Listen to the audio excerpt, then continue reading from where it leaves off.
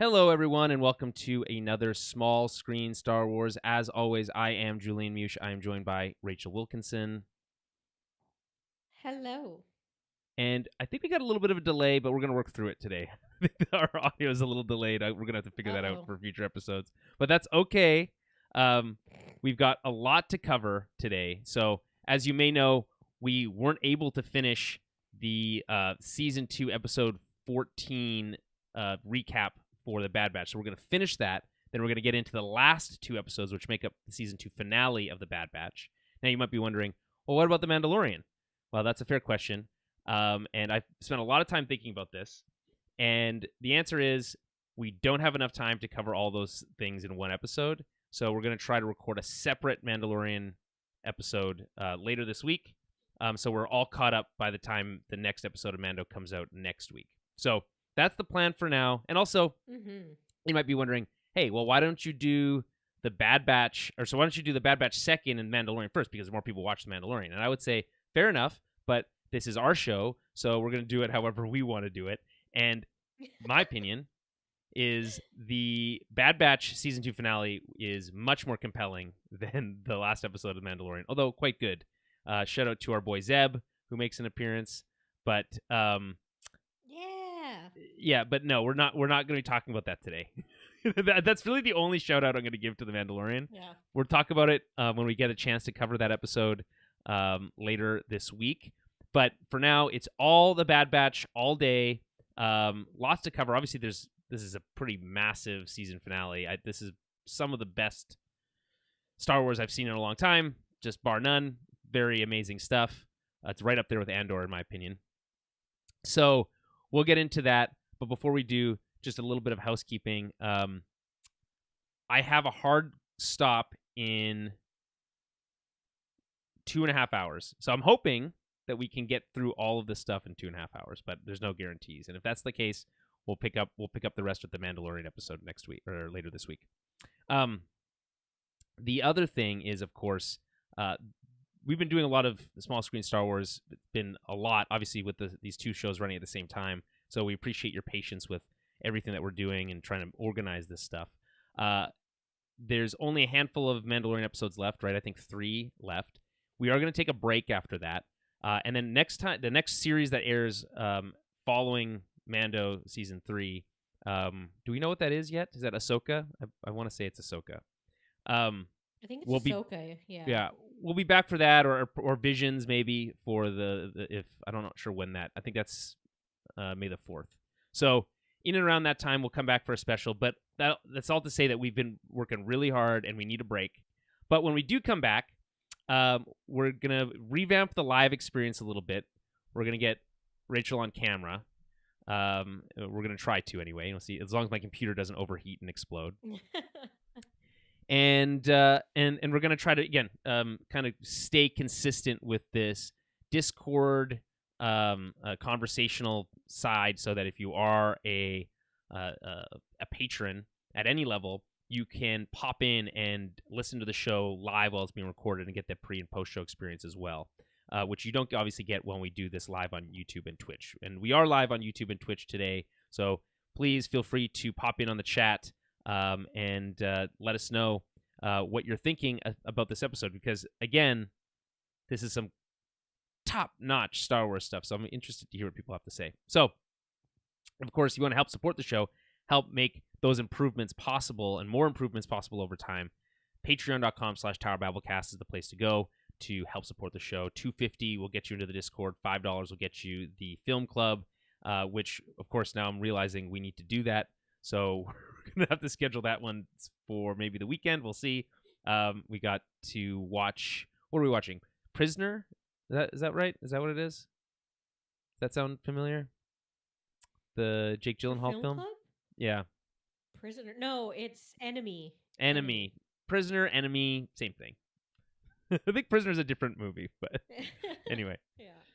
Yeah. Okay, so let's get into this. There's a lot to cover. So we're going to pick up where we left off last week by covering the remainder of the Bad Batch Season 2, Episode 14, Tipping Point, which was my favorite episode, I think, of the series up until now, where this season finale, or I guess the penultimate episode in the summit, is pretty spectacular. So, but we'll get to that. So, when we last left our heroes, we were talking about how Crosshair was being tortured by a droid, and how Dr. What's her name? Dr.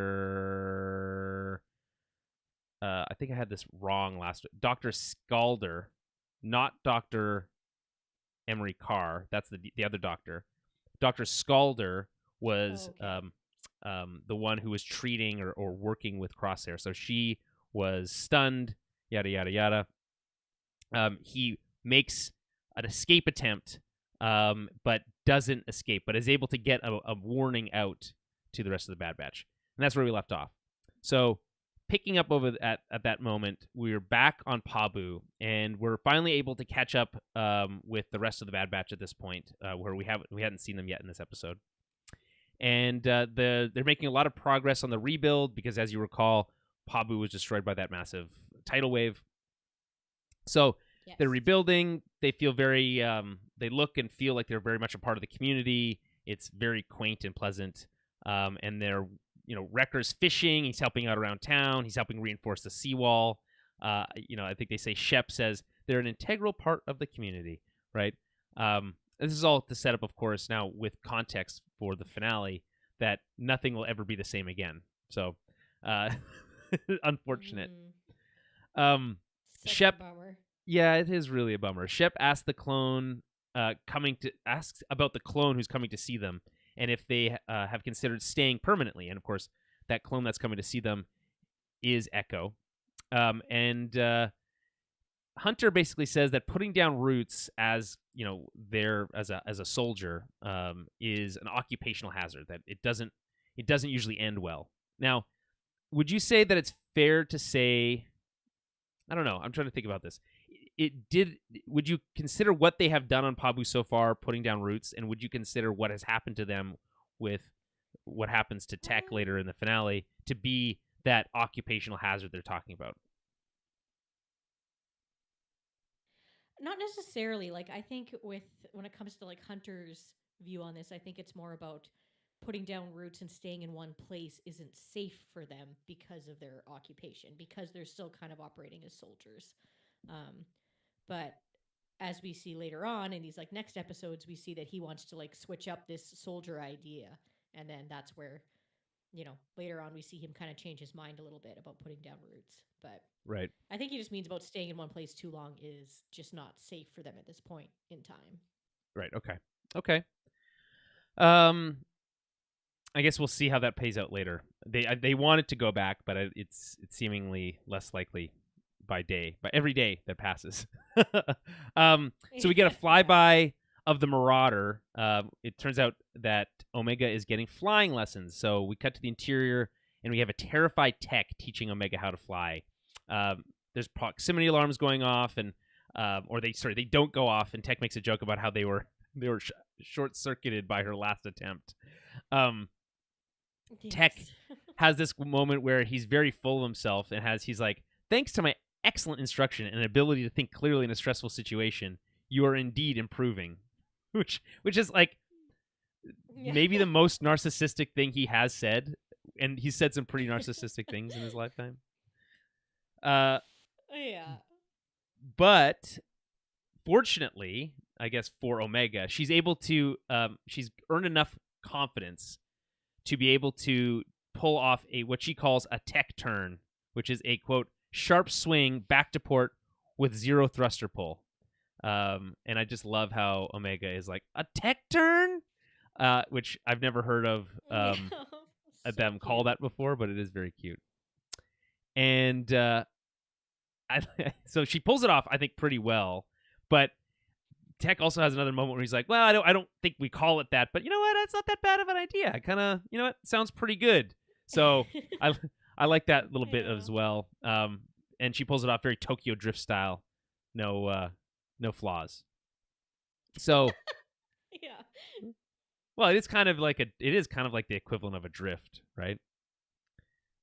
It's just funny because there's no road, so like the term Tokyo Drift is just funny. Yeah, right, fair enough. So Echo arrives. Well, she's training and she gets very excited. She does this whole call sign thing.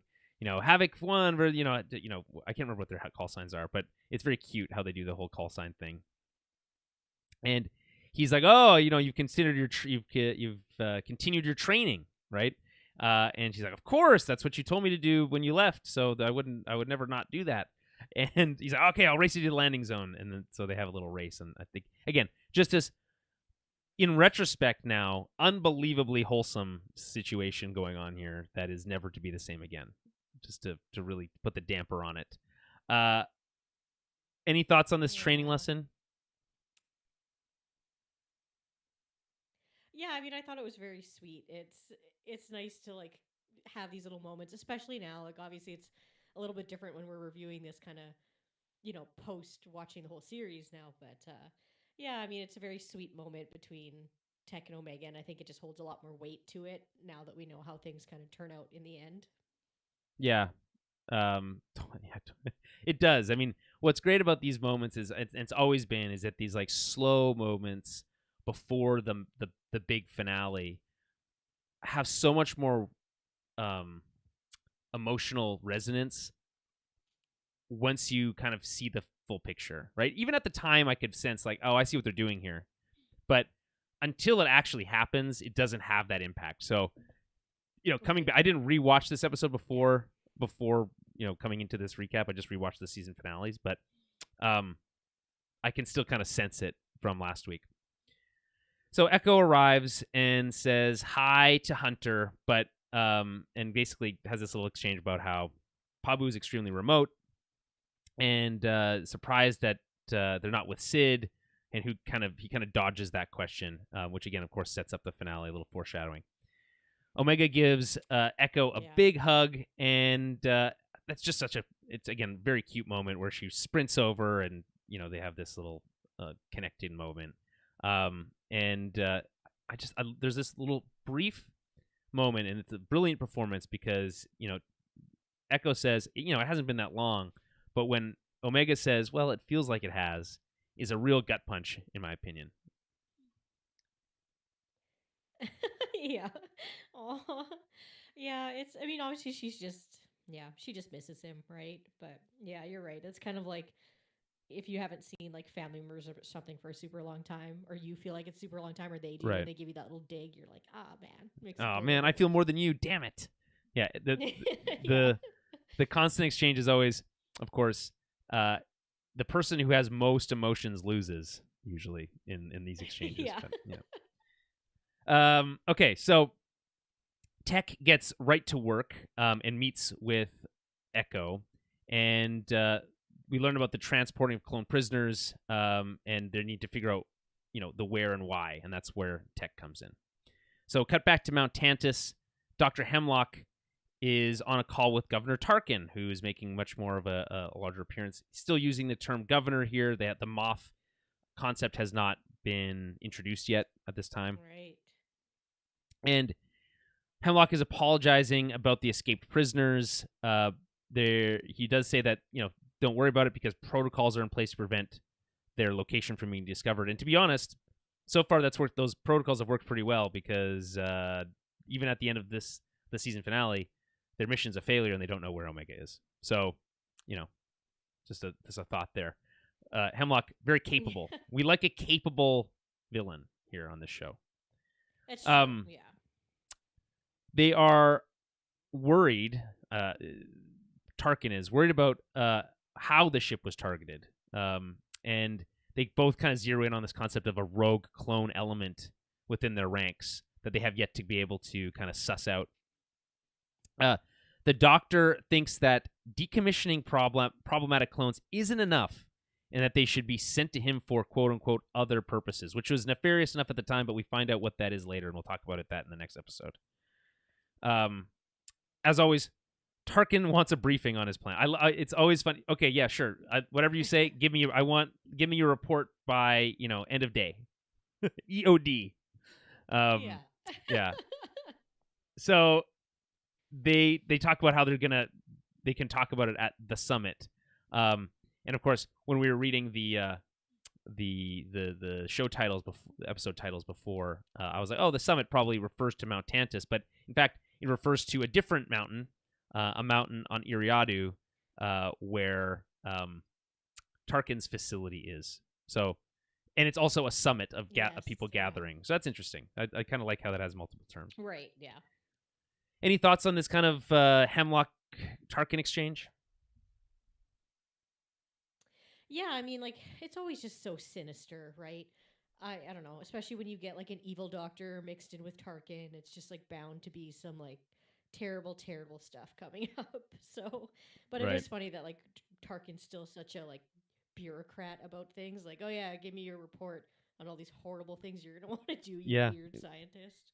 Well, he doesn't really care about what they're doing necessarily, as long as it's No, working no, and as long as it's not taking up too much budget. Apparently, yeah. yeah. The bureaucrat call out's It's fair. like, how much is this gonna cost? Yeah. Yeah.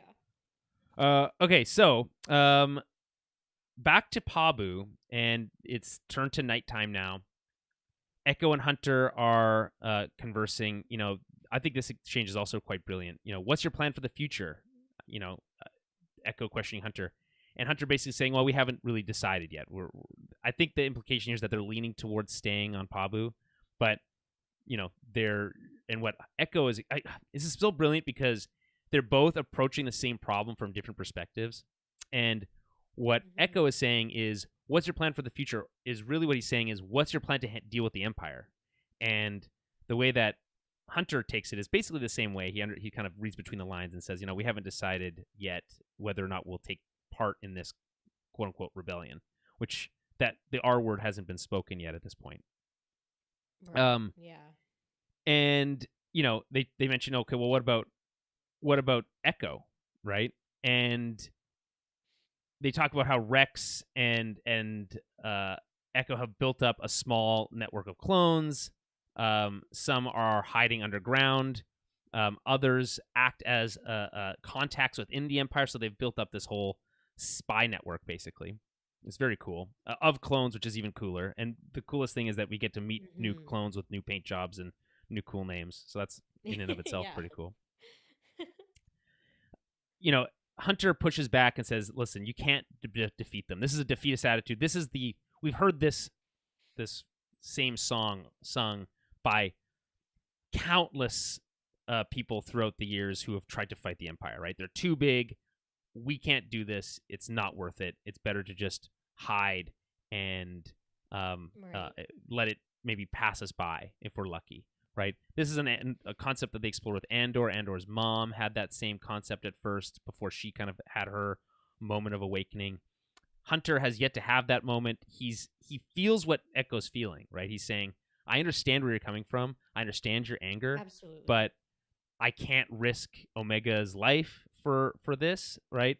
And Right. you know, Echo makes a point too, and I love this because they're both right, which is that it's not about fighting the Empire; it's about fighting for our brothers. We can't leave them behind and let them be, Yeah. treated this way, Yeah. right? And of course, Hunter's kind of last nail in the coffin of this argument is, when will it be enough, right? Okay, sure, fair enough. We'll go rescue more clones. That's an admirable task. It's an admirable goal, but when is enough enough, right? Or is it only enough when the Emperor's dead? What's the end goal? And I don't think Echo knows that. He's kind of just lashing out, Right. right? This is kind of a, again, traditional kind of trope we see of former soldiers or people who come from violence, you know, wanting to stay involved but not necessarily knowing, or maybe even coming to terms with the fact that they'll just fight until they die and they don't necessarily care about how that affects Hmm. other people, right? Again, brilliant scene in my opinion. Any other thoughts Right. on that? Yeah. Yeah. I just feel like, yeah, with these two in particular, like kind of like how you said, like Echo is so focused on this plan of like saving his brothers and saving these other clones that like he's not really kind of thinking about the bigger picture, right? And like what they're gonna do after, or like how is this all gonna work out, right? But you're right, he is so focused on kind of this one task where, but it also is funny to me because with Hunter, it's like you're already putting Omega in some pretty like dangerous situations Right. with pirates and with like other things too. So it is funny that it's like you're drawing the line here. Um, Right. but yeah, Well, so like to me, it's just kind of funny. But I get what you're saying. It's just with when it comes to Hunter, he's kind of he has to think about what he has and the yeah, people that he needs to protect as well. it's dueling ideologies because you can understand Echo's perspective. He was trapped, right, and had to be rescued, right? So he Yes. now Yeah. has the power to be a rescuer and can't possibly sit by and not act on that. And I think that's totally fair. And Hunter has a completely reasonable argument on his own side to not get involved, right? He was already Absolutely. betrayed Yeah. by Crosshair. What more could he possibly have to do at this point to risk Omega's future, right? So that brings us into one of the coolest moments, in my opinion, of any show, literally any Star Wars show, anything, even Star Trek, doesn't really matter because we get a briefing scene, and a briefing scene are always cool. It's exposition, heavy exposition, but it's like characters get to be badass, in my opinion, they get to make a stand, they get to say something about whether or not what they want to do is right. We get to learn new information. It's just a fun dynamic watching players, these characters bounce off of one another. And we haven't like what's fun about briefing scenes is typically it's in this very formal setting, and we haven't really had this formal setting for the Bad Batch. They've been kind of on the run and very informal in the way that they work, right? Where typically we would have a briefing scene with Right. like a Yeah. Jedi talking to Rex and a bunch of clones, and here's the plan, here's how it's going to work. But what about this? Yada yada yada, right? So this is very traditional Yeah. briefing scene. It harkens back to the Clone Wars era, and I love that. So they're on they're on the Marauder, and they're talking about how the transport that they ambushed was assigned to the Advanced Science Division of the Empire. This is Tech puts it, a clandestine operation with no record of it, official record of it. Dr. Royce Hemlock is in charge. An officer expelled from the Republic Science Corps due to his unauthorized and unorthodox experiments. So, a true mad scientist, as it were, right? Or an evil scientist. Yes. Yeah. Other logs reveal that Crosshair has been sent to the same location that those other prisoners were being sent to as well. Hunter is skeptical at first, but after cross-referencing other documents, they are confident because they also got a distress call from him, right? It says Plan 88, the Seeker, right? And which is in text saying we are being targeted, Mm-hmm. right? And Right. I just love. First of all, I love the code name here. Just love the use of the code. It comes back later in next week's episode, or I guess this week's episode, technically, and but the ability to just get two words out basically, and have the team understand what they're talking about.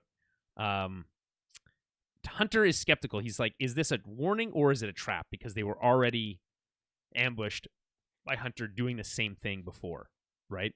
And Yeah. Which I is think that's a fair. Yeah. totally reasonable thing to be concerned about. They basically say, okay, well, fair enough, that's possible, but we need to at least find out because other clones are going there. That's the whole point of decrypting this information for Echo. But also, what if he's not lying? What if he's not setting a trap? What then? Yeah. Right? So we leave here, and actually, what's crazy about this, it's not clear to me if we pick up with them immediately in this same moment, or if it's later on in the evening.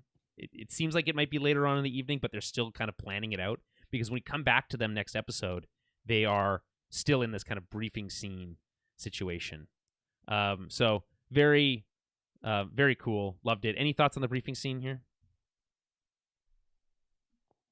Yeah, I mean, obviously, it's very interesting getting to see all this kind of breakdown of like the information that they have, um, and yeah, I mean, they're right to be skeptical of the crosshair message. I like this episode in general because we are starting to get this like somewhat redemption arc for Crosshair, but it's nice to also see the uneasiness of the rest of the Bad Batch to Sure. partake in his warning or not. So I always love a good dilemma between a group like this.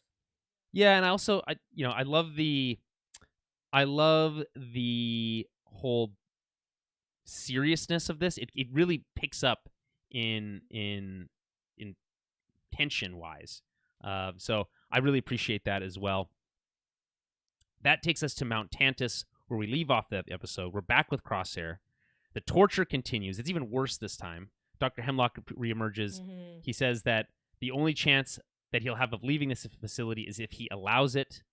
But Crosshair refuses to budge. He's not giving up the rest of his team. At this point, what I love about Crosshair is that he is committed to whatever decision he makes. He decides he's going to stay with the Empire. He's committed to that decision until the moment he's not, in which case he's committed to not help them at all.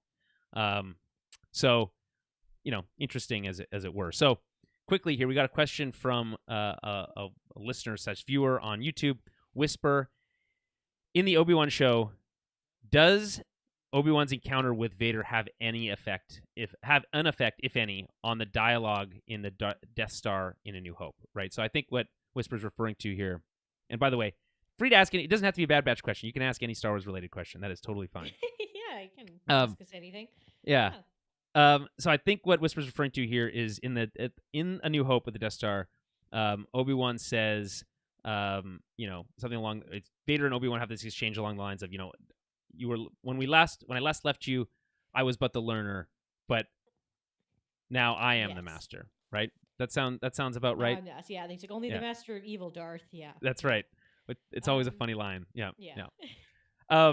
So does the encounter with Vader in Obi-Wan affect that line of dialogue? I think most casual Star Wars fans would say, well, that line of dialogue precludes that event from happening. I think what Lucasfilm has basically said is, well, it's not so explicit, so we're going to really read between the lines and say, well, he says, when I left you, I was but the learner. That doesn't necessarily mean at, in episode 3, right? It could have been at any other time where he was, quote unquote, still the learner, whatever that means, right? I think that's what he's getting. How would you interpret it? Yeah, I mean, I think the reason that when you're writing stories that happen, like prequel stories, right? You need them to fit in with the things that are obviously have already happened, right? So I think that they do write these things obviously with that in mind to make it make sense that it can fit. So it's the same thing about how, when we got episode 3 and Obi-Wan, beats up Anakin in Mustafar, that also works for that dialogue later on in A New Hope. But again, yes, now this encounter can also work in terms of because he also kicks his butt. Yeah, because he kicks his ass again. So it's like, basically anytime we see Obi-Wan kick the shit out of Vader before episode, before A New Hope, it's like, well, yeah, any of those times. So I guess kind of theoretically, Obi-Wan could kick Vader's ass as many times as needed until that moment, and it still works. Theoretically, I don't think they're gonna do it again. I feel like they're it at that last. Don't know. I don't know. There's a lot of speculation that they're gonna do another season of Obi-Wan, and there's a couple. I don't. Fair to do another season, but yeah. Yeah. Well, will he encounter Vader again? That's another. I mean, I don't know, but I will say this: there has been several fan cuts of Obi-Wan into a movie. There's one that's about to be released soon. That's been some visuals have been redone by one of the visual artists on Andor, of all things. Oh, okay. And they have kind of recolorized some scenes. They've changed the look of the Grand Inquisitor to match Rebels more, et cetera, et cetera, et cetera. They've actually hired actors to do insert shots and stuff. It's very cool. Okay. So I'm excited to see that. I don't know when that's out, but I think we should watch it and maybe review it. But I've just been keeping an eye on that on YouTube. So c'est possible. Hope that answers your question, Whisper. Thank you for watching. Hope you stick around as we get into the next episode. So we're going to start talking about, we caught up with where we left off last time, and we're going to transition to the next episode, which is, of course, Season 2, Episode 15, The Summit, and Season 2, Episode 16, Plan 99. These were aired back-to-back as a 2-part season finale. I almost kind of wish they had just done one long episode. the idea of breaking them up makes Me sense from a too. season number perspective. But like, hey, you guys did a 90-minute episode for season Yeah. 1 premiere. This episode, 2 episodes warranted one long continuous. We left. There's a kind of a Yeah. really cool moment where we get a cliffhanger, literally a cliffhanger moment at the end of the first one and into the next one. But my opinion is it would have worked, I think, just as well, if not better, as one complete extra large season finale. To split it up seems odd to me. I don't know. What's your opinion on Yeah. that? I feel the exact same way about this. Because yeah, it almost feels like that first episode, like not that it feels like nothing happens, because obviously a lot happens, but Oh my god, it so much just happens. feels like it. Yeah, no, I know, but it just feels like it so seamlessly obviously fits into the second one that it would have just made more sense for it to be one big one. Exactly. That it is just kind of funny. Like, what's the point of putting the credit scene in Well, between? I don't know. it's so wild to me because, I mean, spoilers obviously, but what it does is cuts away right before the big sequence where Tech dies, right? Yeah. Yeah. And I just feel like you're ramping up in terms of tension and pressure. The team is extreme danger, and Tech Yeah. is even more so than the rest. Out on his own. Actually, not that point. They're still, I guess, all on the cart. So they're all in extreme danger Yeah, together. they're The still thing is all in the stuck. rail car. But still, I mean, we're really only 5 minutes away from Tech's death and kind of showtime. So it just seems odd to leave it there and then do Tech's death at the beginning of the episode instead of at the end or in the middle of a larger, kind of extra large season finale. So it's a minor quibble because ultimately I think the show is great. I think the execution on all this stuff was next level good. But let's quickly just do all the usual stuff that we do, which is talk through the log line, which is an infiltration proves more than challenging than expected. Fair enough. Directed by Brad Rao and Nate Villanueva, written by Dave Filoni and Jennifer Corbett, and a much larger voice cast, including, by the way, a voice cameo from someone who literally has one line. And I'm not entirely sure if they brought this person in to do a new recording or they just repurposed something. I'm not sure how that works, but we'll get to it when we get there. A much larger voice cast this week, as lots of and some of that little surprises in there as we get into it. Let's quickly discuss how we thought overall of the episode. Personally, I loved this episode. I think, and it's hard to separate it out, but I'm going to try to as we kind of talk about this one, and then we'll break again and do the next one. But I think this one does such a great. The action alone in this episode is the best action. Some of the best action we've seen on this series, bar none. In Star Wars, bar none. I just think it's extremely grounded in terms of what they're doing here. The only exception maybe being the grapnel guns that they use to attach themselves to the cable car, right? That's the only kind of leap of which you just don't see that in live action Star Wars probably very often, right? You do actually once in episode 1 No. where they like are infiltrating the Naboo palace and they like zoom up with their little guns, but it always looks silly there, which is why here everything feels grounded. The encounters with the soldiers feels very cool. Everything is precise. The planning is sound and strategic. The mood is next level. I think the music in these 2 episodes by Kevin Kiner is some of the best work he's done. I feel like every time I speak to him, to what to his work, I get that I have that same impression, which is this is the best work he's ever done, right? And the way that they bring in strings and a large orchestral sound for moments feels straight out of the movies. It feels like, to me, a combination of the Battle of Hoth, right, and the music that we get for that, which is this like high staccato, heavy string, very intense sound, and also the Return of the Jedi kind of final sequence where they're facing off against the Empire and in multiple locations, right? So I think it's next level. He starts bringing in elements of the Bad Batch theme, and he brings in some of that heavy synth that we've now kind of really started associating with Order 66 and that kind of like sinister imperial sense. I think it's a brilliant musical choice Mhm. personally. So, um,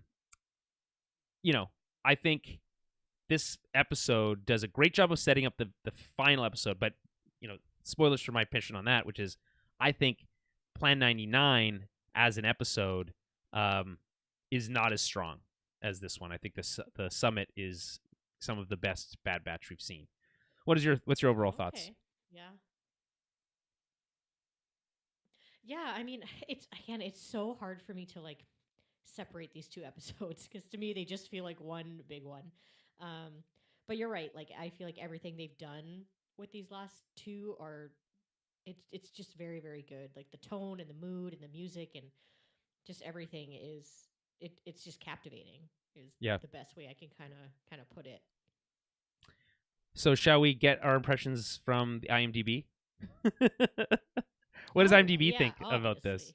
So what's funny is that this week there is no featured review because apparently all 3 reviews that are here Oh. feature spoilers, so they weren't elevated to feature status, I guess, for that reason.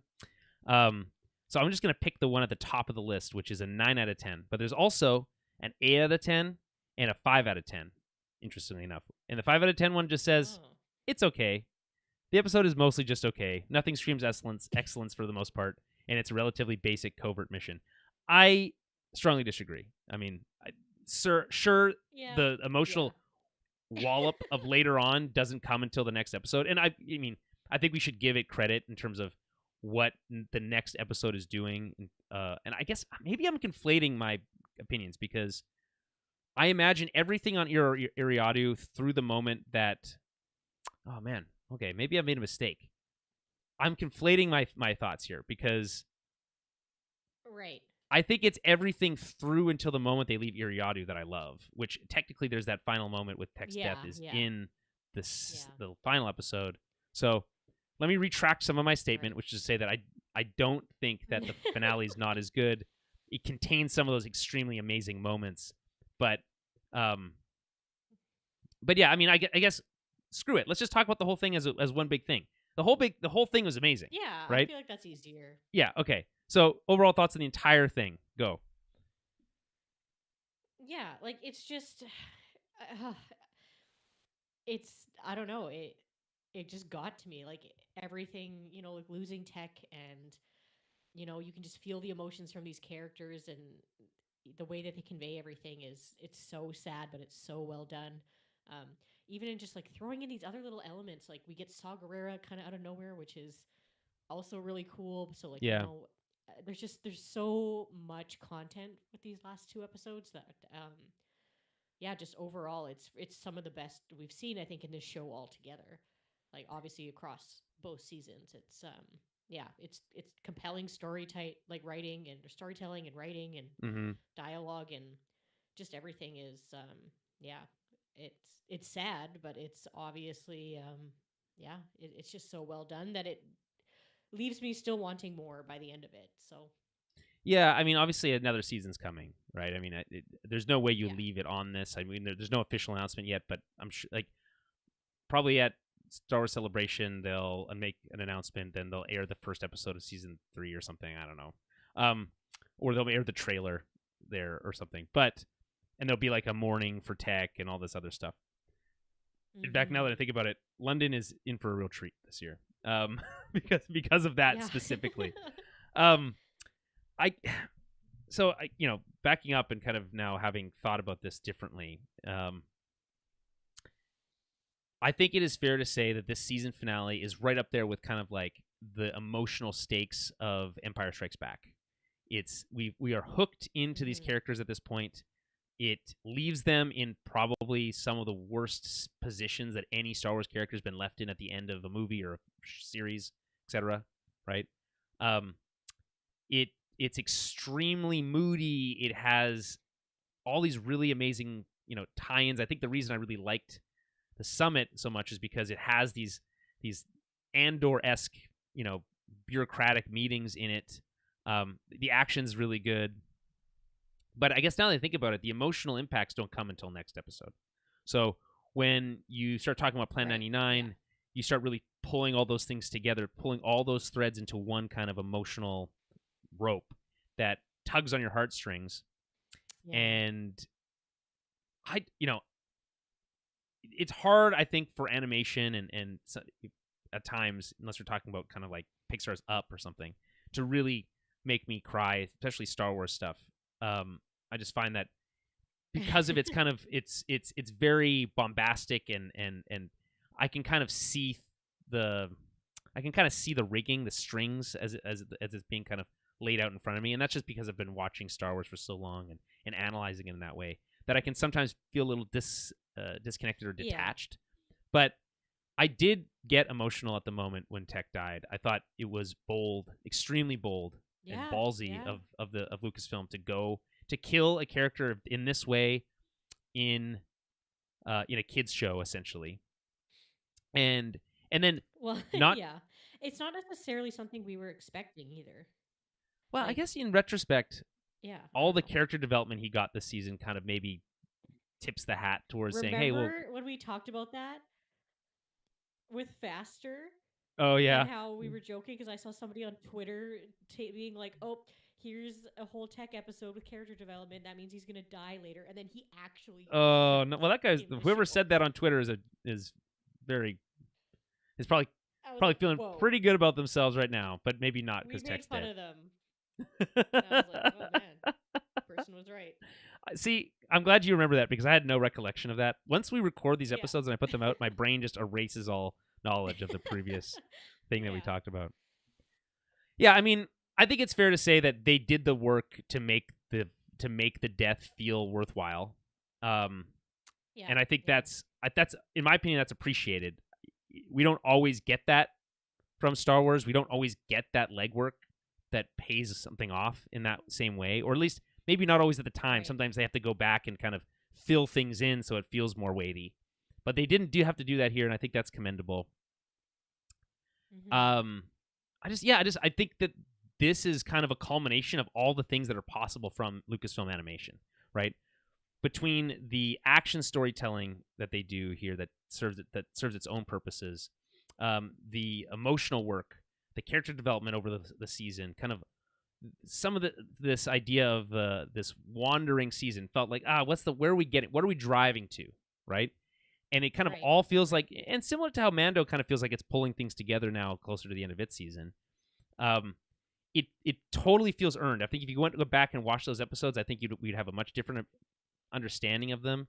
They'll Yeah. feel much different Definitely. on their own now. So I don't Yeah. know. I just Yeah. go ahead. See, and that. Yeah. Sorry. Yeah. That's kind of part of it too. Is when I think about think back on some of these episodes, and I was like, oh, like what were they trying to do here? Like, what's the point? And it's like, man, they were giving us more development with like Tech's character, and like we have this little bit of a romance with him and Yeah, I thought that's a little the underbaked. pirate there too. Fee. Yeah, it is Fee, and but then there's like there's the whole fight he has with Omega, and um Oh when yeah, Echo that and first leaves, oh and that character yeah, development, and like he's trying to learn how to be more emotional or more in tune with his emotions, and there's a lot of Tech development over this season, and it, yeah, it's just like such a bummer because it feels like he's come such a far, like a long way of I like know that's understanding, and we get these cute training moments of like him and Omega, her teaching her how to run, fly the ship and do the tech turn and yeah. all this cute stuff, and then yeah, it's kind of setting up like that we lose him, but it's nice that we throughout this series get all of these really kind of pinpoint Tech moments Yeah, does throughout. it? I guess it feels earned in the sense that they did the emotional labor to make us feel Yeah, it. I guess yeah, the it does feel a little. I don't know how to describe this emotion other than kind of like an annoyance, maybe. But I don't know. I don't know if that's the right word. Which is to say that like we did all this work, right? We spent all this time with episodes like Faster and of course, what's funny about Faster now. The most named episode we've ever. I don't think I could name most episodes of the show, but we've named that one so many I times. know, I Is that know. so much of it now pays off, right? Some of Tech's character Yeah, development in that yeah, episode, and of course the nod to Sid being a backstabbing jerk that yeah, she is. yeah, So, I we do all this this work in these episodes that are largely there just to develop this one character, just to have them killed off, while characters like Hunter have taken a back seat while Tech is getting this extra he definitely spotlight, has. right? Or Wrecker or other characters. And now, okay, the character that did get all that work is now gone, and now we're left with these characters that haven't had that same amount of time. And I think that's Right. so I'm a little conflicted in that sense, you know. Okay, so let me read this user review for the summit. This one's 9 out of 10 by Tristan_19, leading into the finale quite well. In the summit, our heroes plan an infiltration mission in order to plant a tracking beacon. They wrote plan here. Again, nothing screams IMDb review like typos. Tracking beacon in order to follow the Empire back to their base. Things don't go as planned, and it was awesome seeing Orson Krennic, Saw Gerrera, some little Rogue One vibes as there is a summit or a meeting if you want. The cinematography is excellent, as well as the subtle foreshadowing, including a gorgeous shot of sliding wagons in which we end the episode. Gotta say, the episode felt like classic Star Wars mission, and I felt this as well, right? I mean, the way that they have to sneak past the ships on the way to landing, and then the planning, and then infiltrating. You know, it has that classic feel. So anyway, back to the review. And there's some stealth and head-on-head encounters and everything. The pacing is great. It's very much like part 1, though, which isn't a bad thing, but makes the episode incomplete. I think that's fair, and now I regret saying all those things about how much I love this before talking about the finale, because I really meant to say all of this was great, including the finale. Largely agree with Tristan_19 here. I'm not gonna. We don't have the time, but I'm not gonna give that 5 out of 10 review any airtime today, other than how much we already did. So, No. So a little bit of trivia here in case, because they name check Orson Krennic. Orson Krennic, one of my favorite Star Wars villains from Rogue One, played brilliantly by Ben Mendelsohn in that film, returns here to have one line of dialogue, which is yes, Governor Tarkin, I think is all it is, right?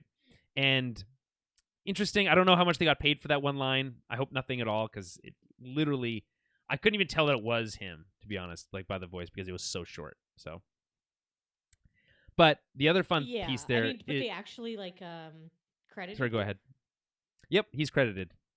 Sorry, they credited. Oh, okay, yeah, no, that's funny, because I was like, oh, maybe, but you're right, they might have just picked some dialogue from previous media and just used it and remixed it. Yeah, I don't know how that works.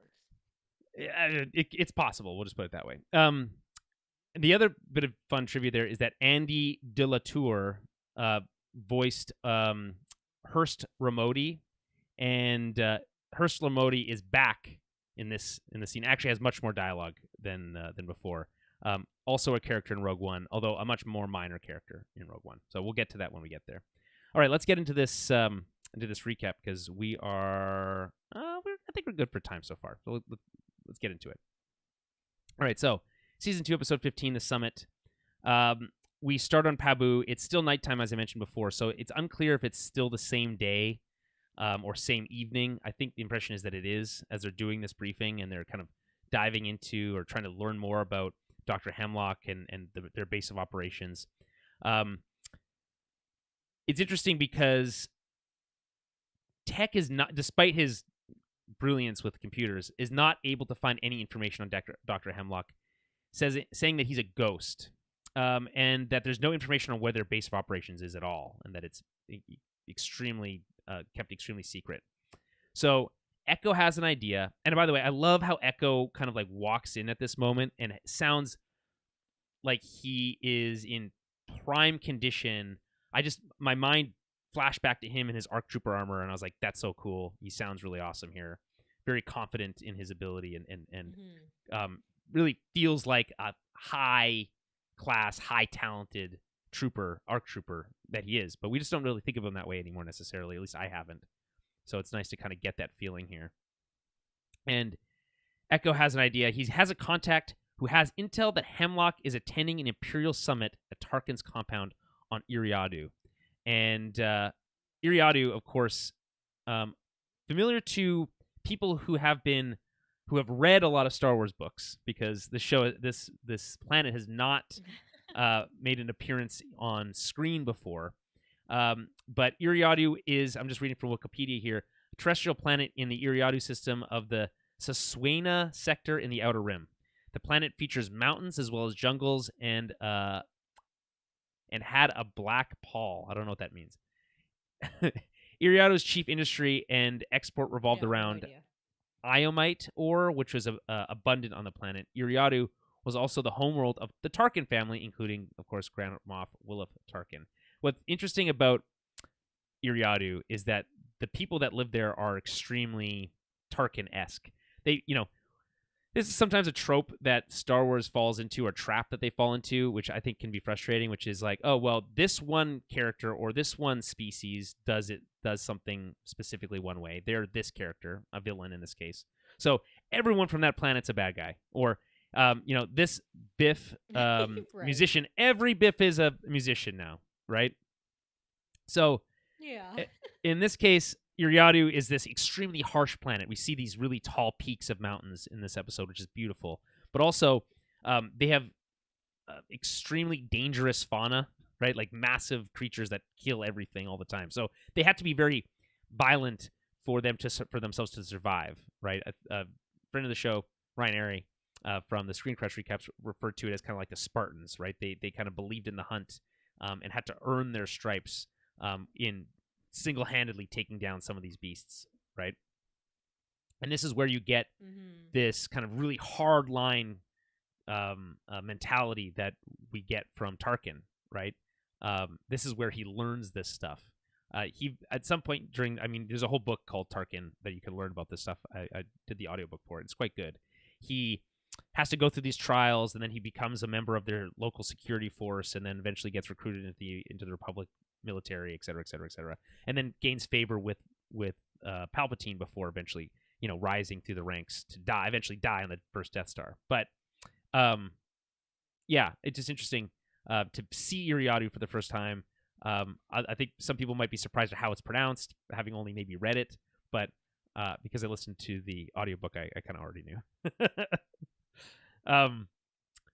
Yeah. And actually, specifically here, Tarkin's so this is Tarkin's homeworld, so he's having his summit on his own planet, and he's having it at this mountain stronghold, which is very cool. Kind of looks like the Titan Tower a little bit, which is funny, but it's this mountain stronghold is called Raven's Peak, which is a really cool name for a stronghold, in my opinion. Ooh, cool.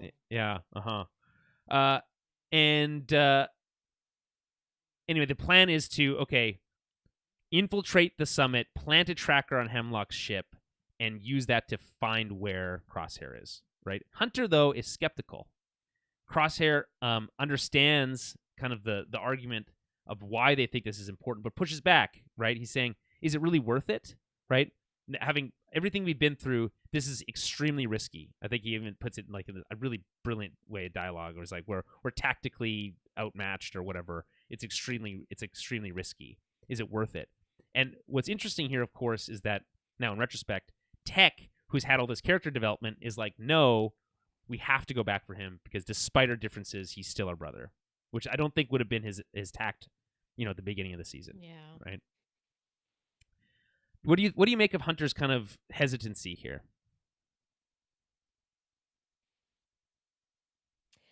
Yeah, I mean, I just feel like he's hesitant because of how dangerous it is.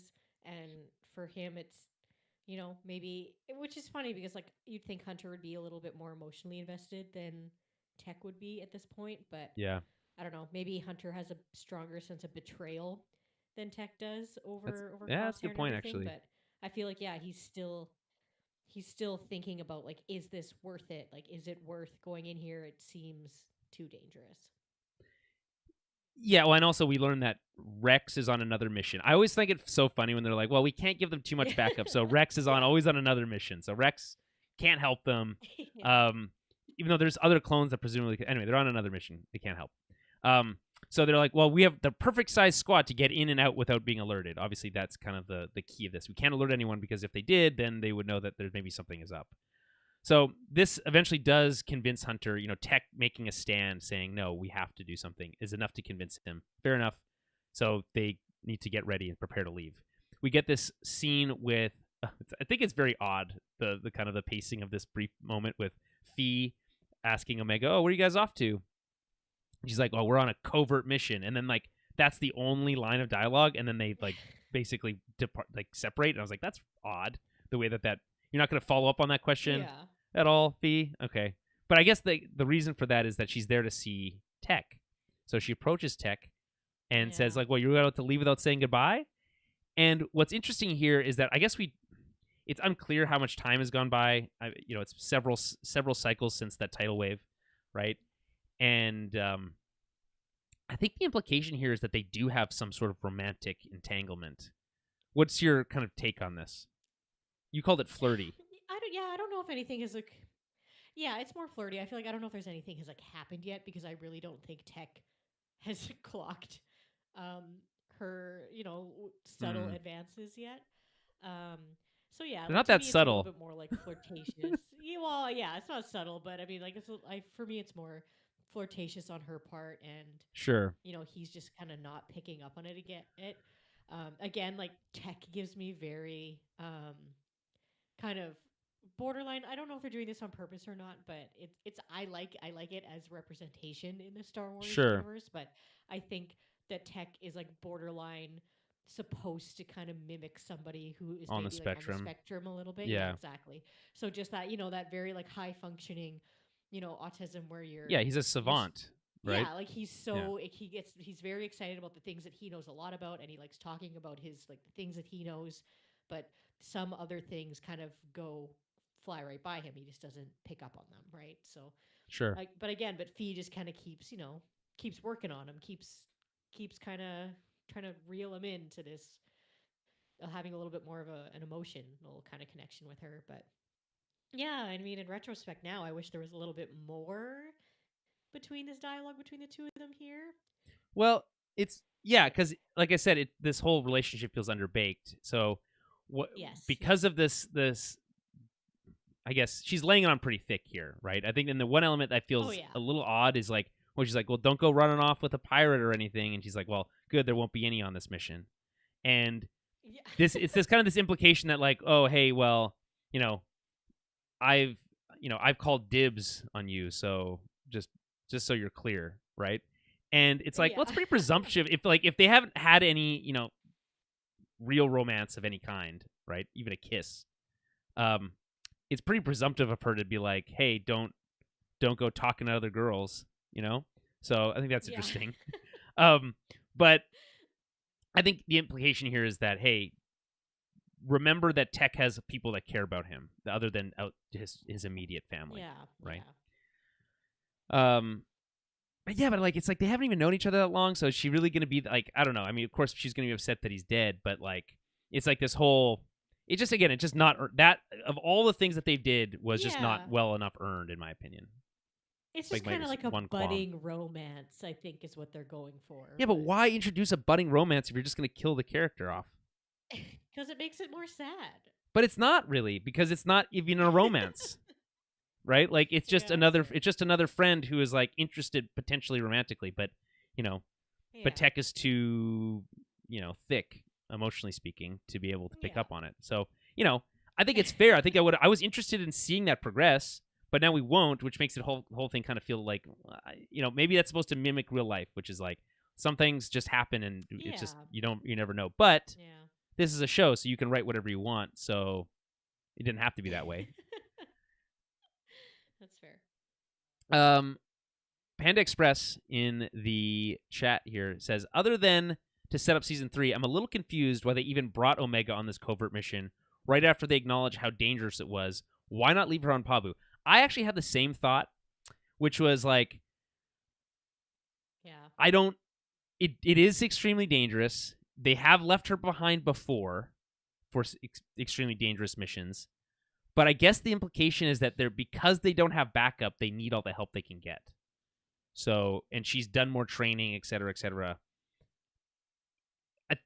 It does stand out as feeling a little awkward having her run around this Imperial facility with these big hulking brutes of soldiers, and just like she has this one scene where she has to Yeah, kind of plant I the would agree. tracker, and that's kind of cool. But it does feel a little off. So I think that's a fair comment, Pan Express. Totally, I think that's totally fair. I don't think there's a good explanation. I think it's because she needs to be there to see Tech die. I think honestly, right? Yeah, pretty much. Um, so they. Oh, by the way, just quickly before we leave this tech scene, I love how he says, "Did you need a briefing on whether or not he was going to leave without saying goodbye?" Which I thought Oh was like yeah. deadly. Oh my Ooh, god. right, a stab to Fee's heart there. Yeah. Ouch. Yikes. Um. Anyway, so we go to Iriadu and we kind of catch up with Hemlock's ship as he appears in orbit. I just love this establishing shot of all of the Star Destroyers overhead and them coming into this beautiful, I think absolutely beautifully realized, mountain stronghold with these over above the mountains, um, with only slight vegetation. I think it's just like a really cool. It's like, sure, we've heard about Iriadu before, but now it's like we get to see it and it doesn't disappoint. So I thought that was really cool. And we find out that Hemlock is late. Apparently, he had matters that required his attention. Do you think that implies, was that Crosshair's escape attempt or something else? Yeah. I think it Yeah, was definitely had to do with Crosshair and his whole escape and all that. Took a little bit more time for Hemlock to kind of clean up after all of yeah, that. yeah. Fair enough. Um, so we cut back to the Marauder, and on their way to Iriadu, they discuss needing to land outside their sensor range and needing to rely on stolen clearance codes that one of Echo's contacts has acquired. Love how Echo has all the tools via his contacts all the time now. It's badass to just say my contacts are taking care of it. So it's just one of those like cool spy movie tropes, in my opinion. So this obviously um, emulates the fly casual scene in Return of the Jedi, right? Where they need to um, use the codes to get onto the Forest Moon of Endor. One of my favorite lines from that movie is, "It's an older code, sir, but it checks out." Um, so we don't get the Imperial side questioning whether or not it's good code or not. They just approve it and they're good to go. Which I think isn't funny because they use this code. It's presumably the same code that um, Saw and his team uses to get through. So lack security on Iriadu. They're not going to like that. They're not going to like that at all. Tarkin, anyway, who's very strict on that kind of stuff. By the way, we get to meet another Imperial officer, Lieutenant Mailer, who's voiced by Alain Uy. I don't know U-Y. I don't know how to pronounce that last name. Who is this like French? He's got like a French accent, but he's like another extremely capable. He's the one who's like in the command center on Iriadu. I just thought it was like a cool Right, another right. example of a very cool Imperial officer who has the handle on something. Right, as soon as that one sensor goes down, he's like, okay, run a diagnostic. Right. Yeah, As soon as yeah. he Actually sees being that, like capable at his job. yeah, there's something terrifying about the Empire being capable. Which there's this concept that we've talked about in the Yeah. past about how evil is incompetent and it's not. It's typically all it falls over in it under its own weight because, and we've seen this with the Empire, this doctrine of fear that they instill in all their officers is turns out to be its own Achilles heel, right? It allows the rebellion to infiltrate them easily, right? So when you get a character who is competent in their job, it and with the backing and the power of the Empire, like Thrawn, it's a very compelling villain because, and obviously this character doesn't get a lot of time here, but Yes, yeah. I just it's nice to not just be like a bumbling. I like to always think of the officers who are in charge of the Star Destroyers in Rebels. They are the most bumbling fools you've ever seen. It's Yeah. like it's the only reason that the Ghost Squadron gets to get away with half the shit that they do is because they're dealing with like Captain Price and her bumbling squad of buffoons. Yeah. You know. Um. Okay, so where was I? So they get past the blockade. There's this cute moment where Wrecker is glad to have Echo back, and they're like kind of all together again, and that's nice. Again, obviously for not much longer. But he says it's just like old times, right? Which is I think he said before, right? It's just like old times is like a catchphrase of his when he's talking about like anytime they go into a mission, right?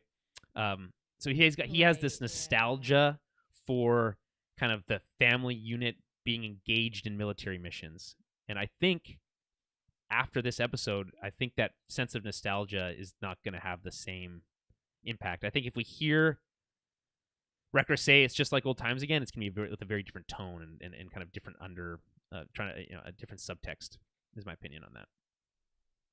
Hmm. Any other thoughts on kind of this opening sequence here for Iriadu? No, not really. It's just kind of, we're just getting set up for all the fantastic action that happens. But, Yeah, that's you right. know, like you said, it's nice kind of having all these bad guys in one place. It's an exciting kind of setup. Yes, exactly. So back on Iriadu, they land their ship on a cliff because they didn't land at the base. They need to hurry because, of course, they get permission to land, but they didn't land at the base, so there could be questions there. Um, Omega asks if they'll use a quote unquote sidewind reach to get inside the base, which is a reference to episode 10 of the Bad Batch, where they're on Raxus, and that's the episode where they steal that Imperial tank. What are those? Um, what is their AT-AT name for the 6-legged tank? Do you know what I'm talking about? You remember Oh, ATTE maybe? I don't remember. Anyway, Yeah, I can't that's where they remember. steal that tank and rescue that former senator and all that kind of stuff. So what's fun about that sequence is that they have updated the Empire's updated their tactics since then, so that won't work. And Wrecker has this little smug like, well, that's because of us, which of course that's all fun and games until someone gets killed. So, um, Yeah. there is kind of this interesting balance that the show has, and I think it's largely done a decent enough job on it. But the challenge of any show like this is trying to bring stakes into these shootouts or these missions, right? It's like, really, are you going to kill any of these characters? Probably not, right? So, is that blaster bolt really going to kill anyone? Probably not. So, when you see we have this like fun banter and kind of like, oh well, they updated their tactics because of us, aren't we great, right? Um, it it it lightens the mood, and intentionally so. But this episode, they really cut back. I mean, there's that one. There's the joke about Hunter about like we need to be precise, and they all look at Hunter, and I think that's like a brilliant, or sorry, look at Wrecker. I think that's a brilliant moment because it's like it's right on the nose. It's Right. earned. It's a kind of a running joke at this point. But largely speaking, the rest of the episode, there's not really any lightheartedness at all. And I think that helps raise the stakes. It helps drive up tension in the episode in a way that I think totally works because I felt myself getting more anxious throughout the episode. I was like, something does feel off here, Yeah, you know? definitely. But it's a season finale, so that kind of adds to that too. You kind of get a sense of like, well, season finales often have more drama for obvious reasons. So that helped too. But it's kind of a subtle thing that you don't really notice it happening at the time, as they kind of tone down the fun and game, the quips, right, and turn up the tension. Right. You Yeah. know, Especially with Wrecker too, because we have this whole underlying thing about him being afraid of heights. So it's like it's yes, funny to see like okay, they make a little bit of a mention of it, but then it goes seamlessly. Like there's no real issue with him when they go flying across on yep. this Get one little line of whatever cable dialogue. car, right? It's Yeah. yeah, we don't get anything like goofy Wrecker stuff here. He jumps off of it fine, everything works out, right? But yeah, it's just like that tension just kind of starts to build though. Yeah, and I think what's fun about this moment is well because Wrecker is bragging about how they had to update their tactics, but Echo is like no tanks or explosions, right? And it's like there were no tanks, but there's going to be explosions, and it's not, and it's not his fault. But I think there's a little bit of foreshadowing there too. Um, Mm-hmm. So they scope out this cable car slash rail car slash. I'm not sure what I think they have a name for it, but it's like I don't remember what it is now. And this is where we really get this, I think, very strong John Williams-esque score here. It's kind of what I was describing earlier, but it really kind of hits a crescendo at this moment as we get this shot of the cable car and the big base up on the mountaintop. And you really get the sense of, okay, this is a classic Star Wars caper, you know? And they need to sneak past this sensor and ride underneath a cable car to get into the compound unnoticed. Anytime you're dealing with snowy cable cars, or again, in this case, it's not snowy. I guess it's just cold and mountaintoppy. I think of things like James Bond, and this is a very James Bond-esque moment. Yeah. So I also really like this. Like, this is a short scene, but I really like this moment because through action, you understand what's happening. This sensor, this like round thing is spinning around, and I guess when the light is spinning in the direction that you are, it can sense you, I guess. So you have Hunter with his binoculars. I love Hunter with binoculars. He always like commands the room when he's got binoculars, or quadnox they call him in Star Wars. And he's there, and he's giving time to Tech to like, okay, and now, and then he goes and he uses his grapnel gun. He gets up there and disables the system, but right on time. So there's a couple of these moments where like, okay, things are working out for them, right? Just like typically always works out. Right, yeah. Things just fall into place, right? They get the cable car.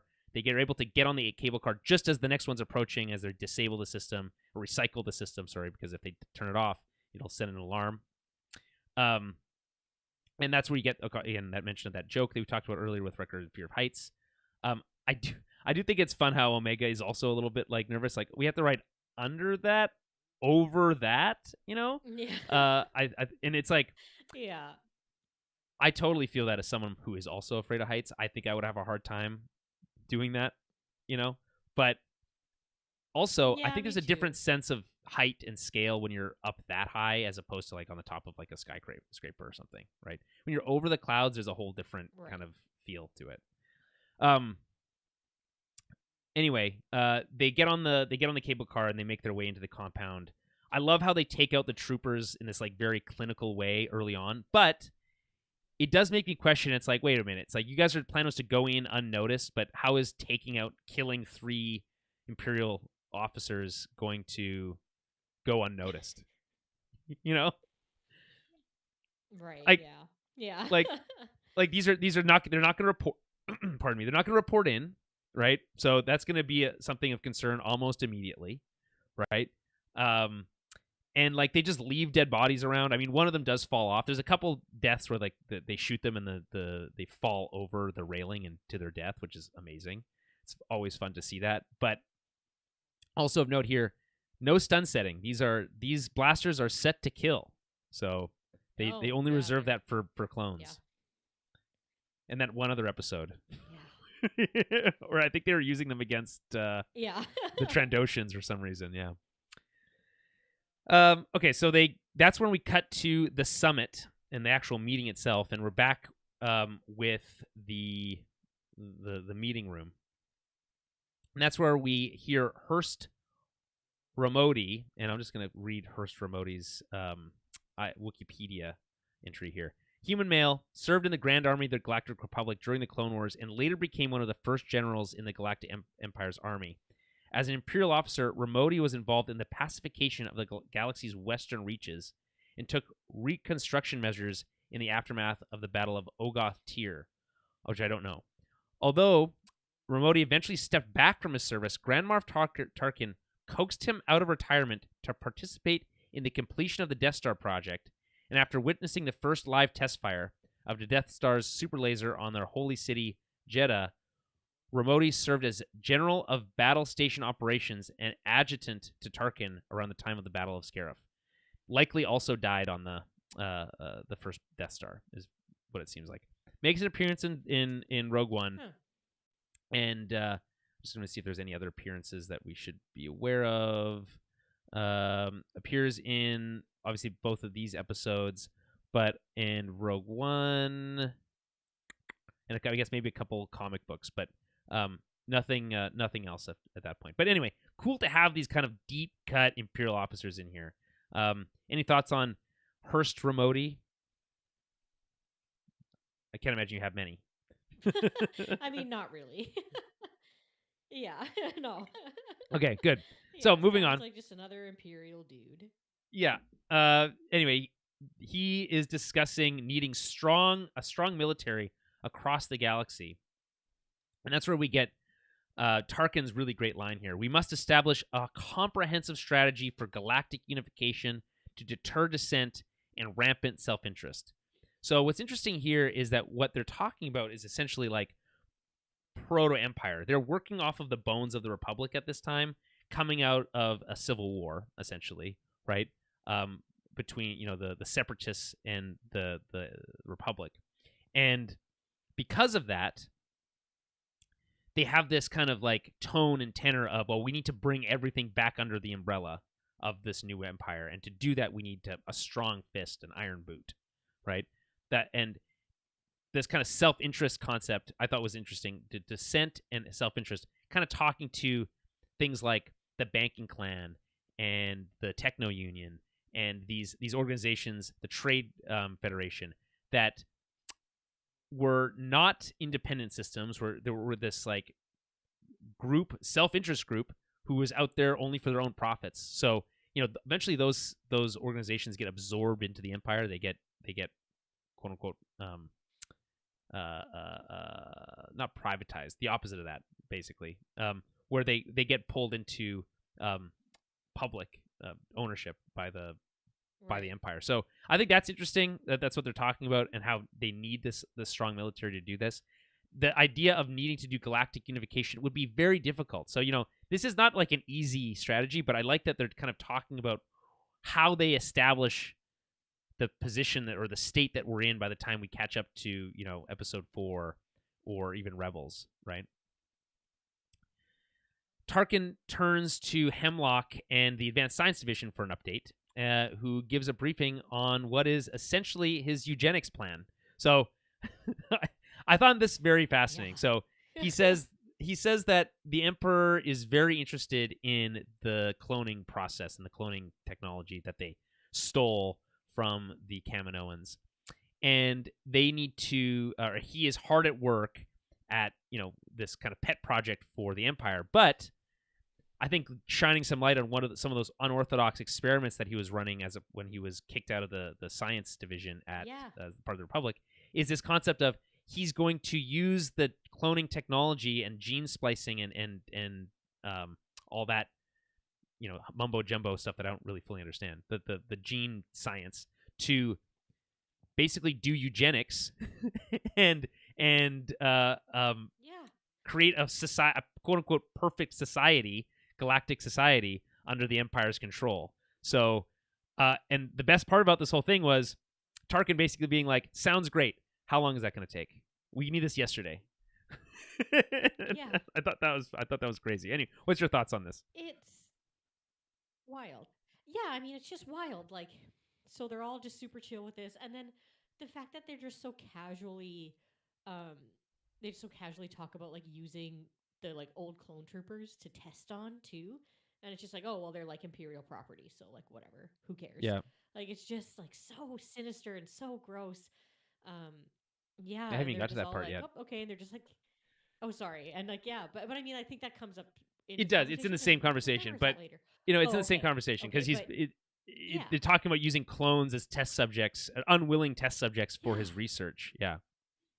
But So yeah, but at the same time, they're just like, okay, sounds good. Like, give me the report on that. Like, what? Like, it's To me, it's just wild. But I mean, this is the big bad evil empire, right? yes, who are essentially space Nazis, which we have to remind people of constantly. So here's the definition of eugenics. Okay. This is just pulled from Google. The study of how to arrange reproduction with human population to increase the occurrence of heritable characteristics regarded as desirable. Developed largely by Sir Francis Gatton as a method of improving the human race, eugenics was increasingly discredited as unscientific and racially biased during the 20th century. No shit.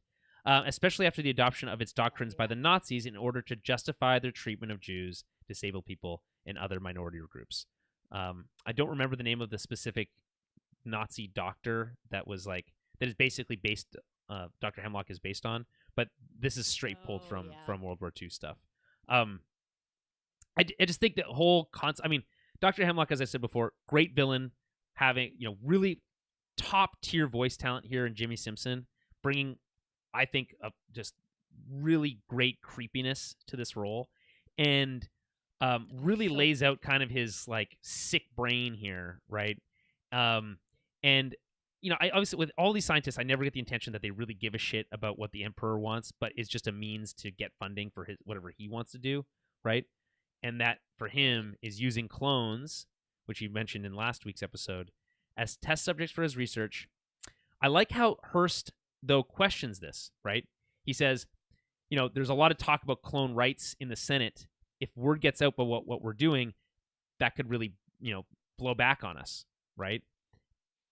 I think Hemlock's response here is a little weak, which is that, like, well, our stuff is secret. The Senate doesn't know what we're doing. No one really knows what we're doing. So as long as it stays that way, we're fine, right? But it's like, it doesn't take much for that Yeah. to come out.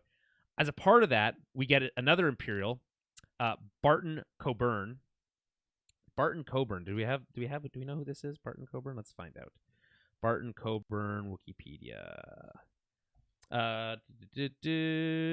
Barton Coburn was a human male officer who held the rank of admiral in the Galactic Republic Navy. He later became part of the Galactic Empire following the end of the war and rise of the new regime. This guy was one of the admirals who was around.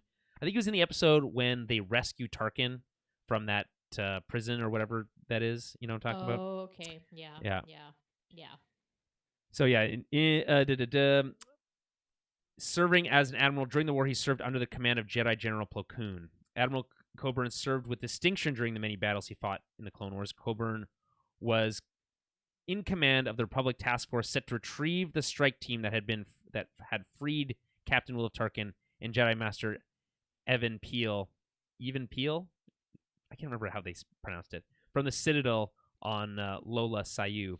He was commanded the operation to rescue the Togruta slave from the Zygerian slaving facility on Cadova.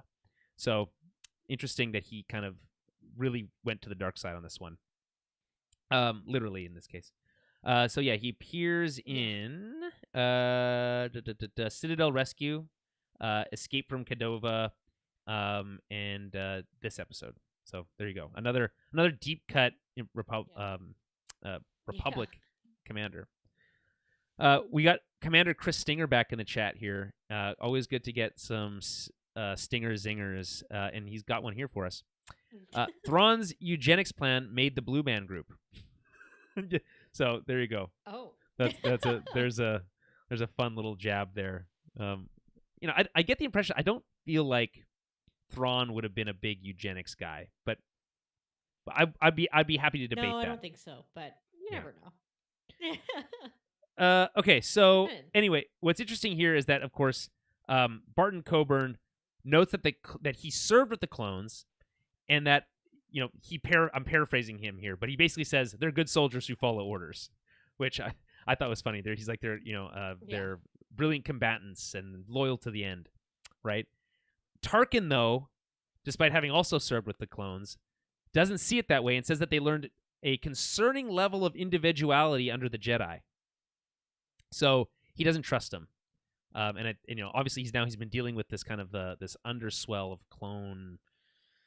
He specifically says that they would quell a clone uprising, which I think it's very interesting that they use the term uprising here. I think that is foreshadowing that eventually coming. So, in my opinion, love this exchange. I think it's really a kind of a fun three-way conversation here. One person saying, the clones are just property. They're property of the Empire, and therefore they don't have a choice, which is a really kind of like big brained, or kind of like you got to do a lot of mental gymnastics to make that work for you, but he's willing to do that for himself, so whatever.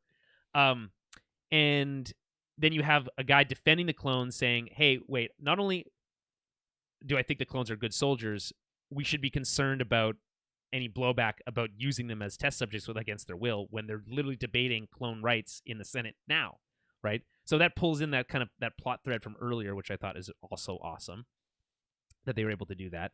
But ultimately, Tarkin gets the last call here, and it basically says, "Listen, you get this sorted out because you guys are. It's very expensive. Your program. It's using up a lot of money. It's interesting that they have this concept of budgets Right. when they are just an imperial. Like they control everything. Why do they even need to worry about a budget?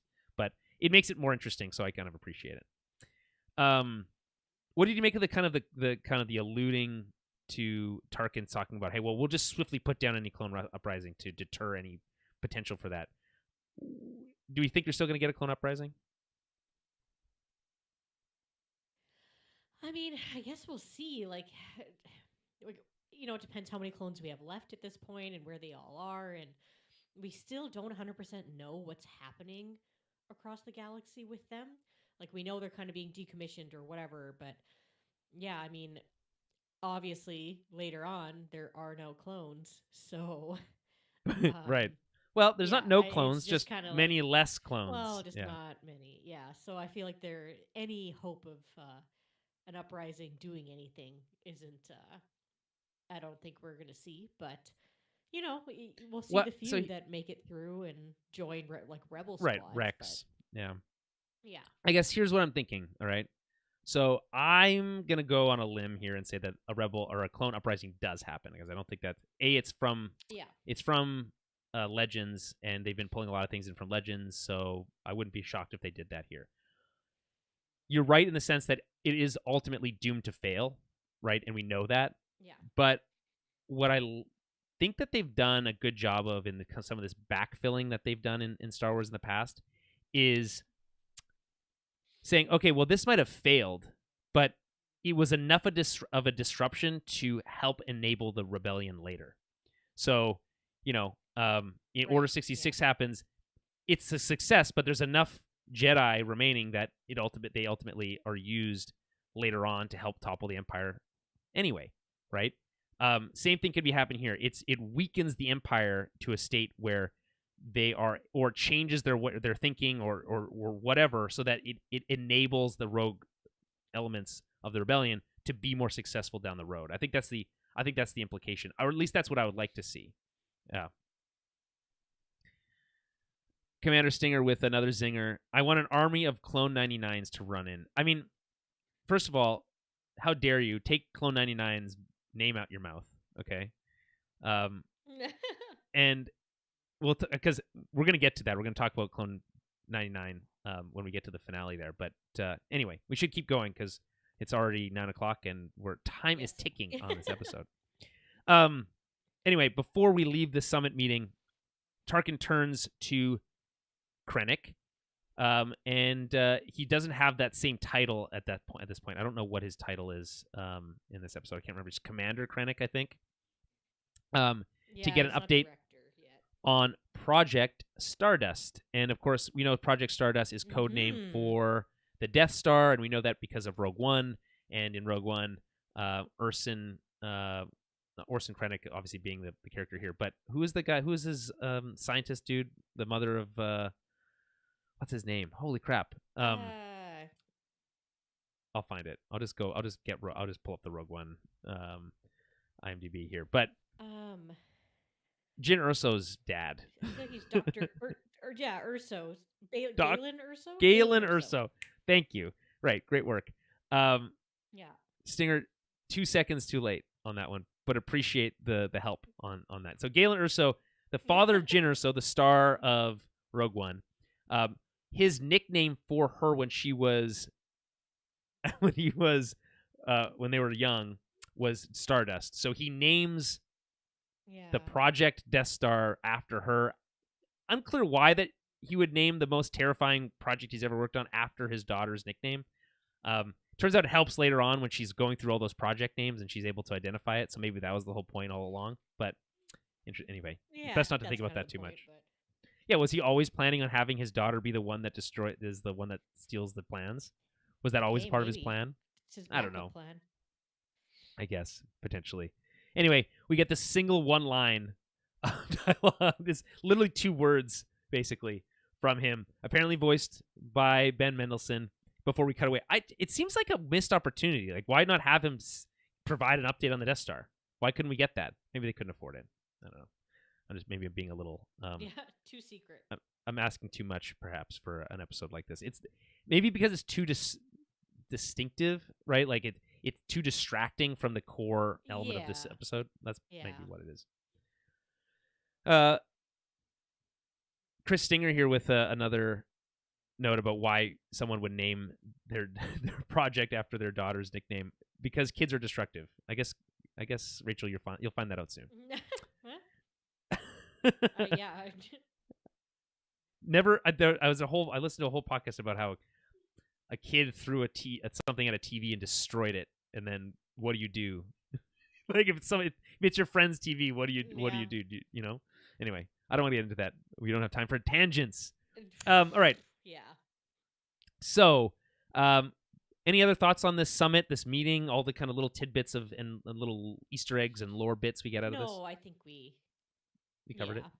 I think we kind of went through it, and yeah, I feel like the reason why they don't hear more about the Death Star is just because it's like that little tidbit is just meant for people who pick up on it. I think. Yeah, that's fair.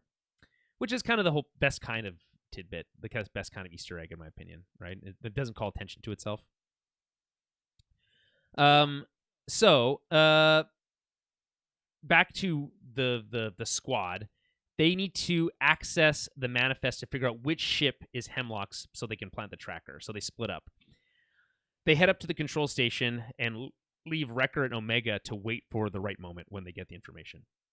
Echo notes while searching through the manifest and the information that something has been cycling footage on regular intervals on the and disabling security footage throughout the station, which is obviously concerning when there's these high-level Imperials here, right? So Hunter and Tech go to investigate, while Echo stays behind to keep an eye on things, and sending Omega and Wrecker to go plant the tracker.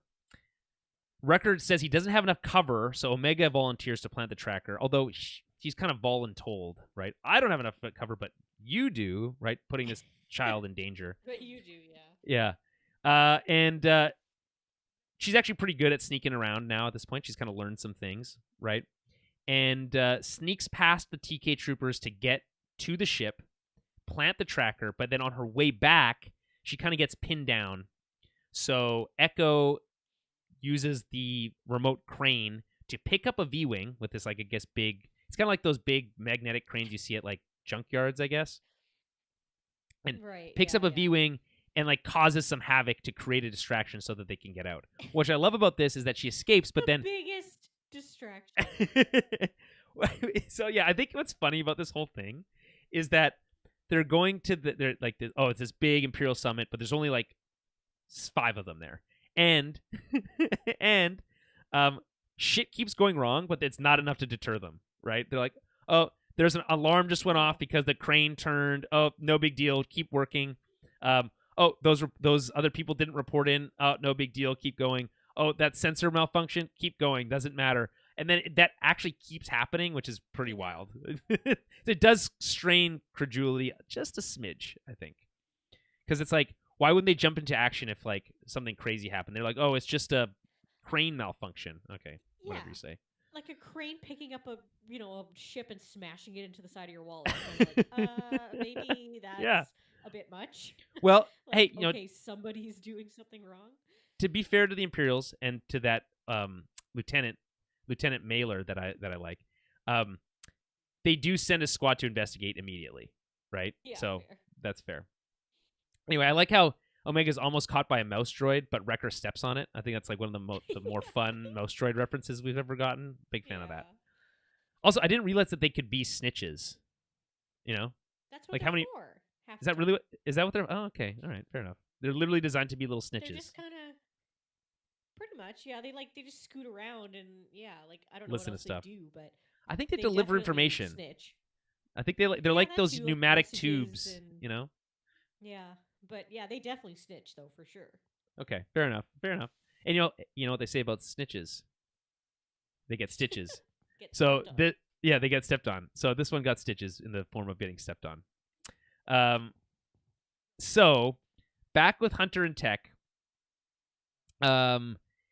they're concerned about these disabled cameras. They're like, here's more of them. Tech is like, I don't like this. I think we should leave. And I think that is one of the coolest moments in any of these types of situations where when a character is like, hold on, this isn't right. And it's like typically happens right before that, like they spring a trap or something like that. But I like it even more when their just intuition is like spot on and they're not about to spring a trap, right? But he's like, something's off. If we stay here, terrible things will happen, right? And that it comes from Tech is Right. brilliant because, of course, he's the one who pays the price, right? For ultimately, Yeah. I think would have been something that would have gone off relatively smoothly if it wasn't for Saw, who we run into here. Which is like a consistent thing, I think, is Saw is like he's just destructive. He doesn't give a shit, and like a lot of the time Yeah, he's like he doesn't care about casualties or anybody else. Yeah. He's he's a like lunatic. what's his But name from yeah. the Looney Tunes, Tasmanian Devil. He's like the Tasmanian Devil, Tasmanian right? Devil. He's Yeah. just he's But we've just always a known, yeah. he's just a wild animal off the leash, right? Does not care Yeah. about who he hurts as long as he's able to get his revenge, right? And I think Yeah. Yeah. what's the fascinating thing about Saw, who of course even now seen so many things. Of course, his best appearance now in Andor, and which I think Yeah. outshines his even his appearance in Rogue One, is he wears this sense of honor like a costume, right? This like Mhm. a shield, right? I'm doing this because it's for the greater good. He even says that in this episode, but it's not. Right. He's doing it out of No. he's just angry at the world and wants to lash out, Yeah. right? And Everything he's he does is just out of anger and hatred. Yeah. yeah, It's but he's on the and quote it's yeah, unquote he's good side, reckless. right? That's the thing that's He making him so is, compelling and but interesting. yeah. No, he's a hard character. Yeah. Well, I think Commander Stinger here puts it well. Saw makes me pro Empire, he says. So it's like, yeah, I think I like the sense is it's like, man, like this guy, like when people talk about like how often have we said the Empire uses the term insurgents pretty willy nilly, right? Oh, there's Yeah. insurgents, we gotta go take care of them, and it could be just like a family with a child. But Yeah. Saw is literally an insurgent. He is the definition of a Yes, terrorist, he is. right? So Yes. it Yeah. really does make it hard to root for this character, and it does make you understand why the rebellion at the time of Rogue One it was distancing themselves from him because he was too much of a Oh, wild card, absolutely. Yeah. right? Yeah. He's way too reckless. Yeah. Yeah. So they run into. I mean, they're snooping around here, right? And they spot a thermal explosive, and they're like, "Well, one isn't going to be enough." And that's when Saw steps in. He's like, "Good thing we have more." And here's what's amazing about this scene, which I love actually, is that they're in stormtrooper armor. Which, of course, how many times in Rebels have we seen people infiltrate an Imperial base So many wearing times. stormtrooper armor? This might be the first canonical time we've ever seen it done, and of course, Yeah, it's I Saw guess who so, comes up with actually. it. But what's so Oh, yeah. interesting again is that it's so cool because it all ties together because the Empire said we're gonna phase out the clones. We need conscripted soldiers. A, they're cheaper, and B, it creates this sense of loyalty to the Empire.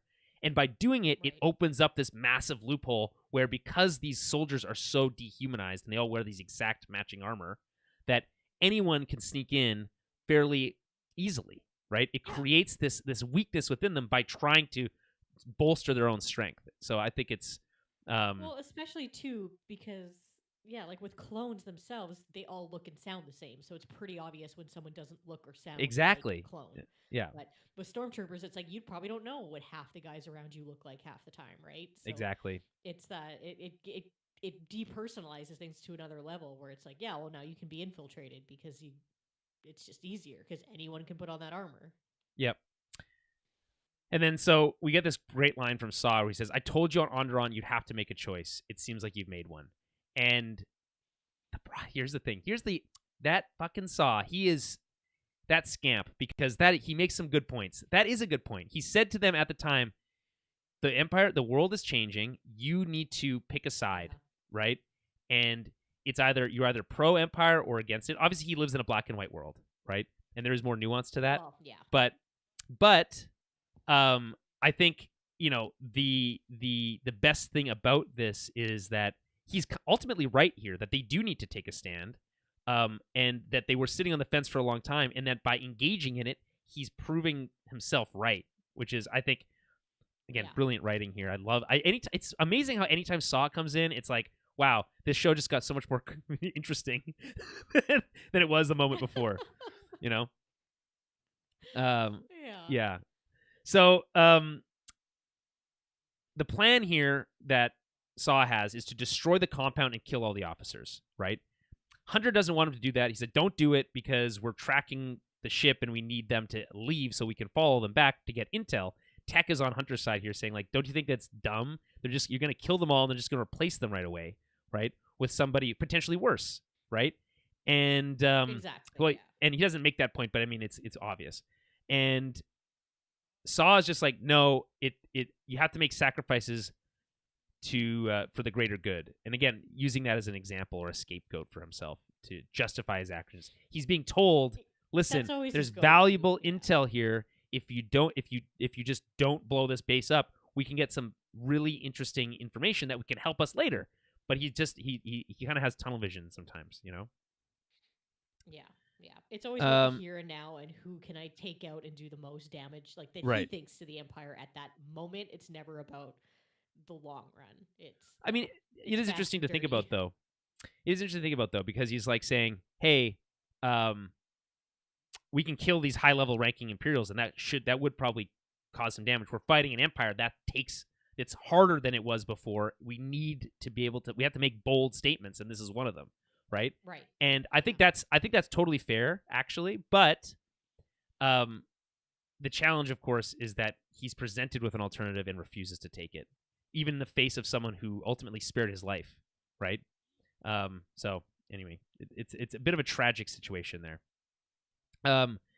So they're interrupted by a squad of troopers. We get some really amazing action sequence here. I love the use of smoke and steam. I think it really adds to the atmosphere. There's this awesome moment where Tech knocks out a trooper, and then Hunter does the same thing, like punches him again, and then uses the soldier as a human shield, which is pretty like cold-blooded, you ask me, but pretty badass at the same time. So I thought that was really cool. We get cool lines like, we've been compromised, get back to the rail line, which is intercut with Saw also escaping, but because he's disguised as a trooper, they're able to kind of make their way through the halls more undetected, and they're able to steal a ship from the hangar and escape that way. So these guys had to go back to their ship through the rail line the same way they came in. They couldn't just escape on a shuttle. So when Saw does escape and blows the stuff up, it causes even more chaos and hurts them even more. And again, you don't really even get the sense that he really even hesitates to pull the trigger on that as they're pulling out, which, again, I think is a particularly interesting character trait here from Saw. Tarkin is this is fun. This is kind of back to that thing I was saying before, but like, don't worry about it. We'll just keep going. Tarkin is alerted and that there's been a breach. The people here are disguised as troopers, and then they just kind of like close the blast shields, and then you get these, by the way, I think very cool looking ARC troopers, who have the red paint. Still, or I guess not still, but again, an allusion to the ARC troopers. Shock troopers. I apologize, not ARC troopers. Shock troopers that we see wearing red paint as the clones. The clones are shock troopers, wear red. They're kind of like the Imperial Guard, same idea. And you get these TK troopers with these kind of modified helmets, which I think are still very cool. I'm gonna have to get a Black Series of one of these at some point. And then these shock troopers with the pauldrons, which I think those are awesome too. It kind of has this like blended clone trooper, ARC trooper, shock trooper style with the new TK look. I think it's like a really cool combination just from a pure visual standpoint. So they're there, and they're obviously like elite troopers or whatever. Commander Stinger, shock troopers look so good my wife left me. Yeah, I feel that. So Tarkin is alerted, and they come in to protect him. Take your seats. We'll be able to resume momentarily, right? We're perfectly safe. Meanwhile, Hunter and Tech meet up with the rest of the squad as they're making their way through the halls of the compound, and they're taking out troopers left and right as they go. Again, a really awesome action sequence. They get on board one of the rail cars, but are followed by a squad. Very cool use of the Bad Batch theme music here. It's very bombastic and gets very quote unquote exciting at this moment. Meanwhile, Saw escapes on a shuttle and triggers the explosion, causing the rail car to lose power. It also destroys the tracker on Hemlock's ship. We get a clear distinction view look at that, and we get this shot of Tarkin's face, who looks pissed. Any thoughts on this escape sequence?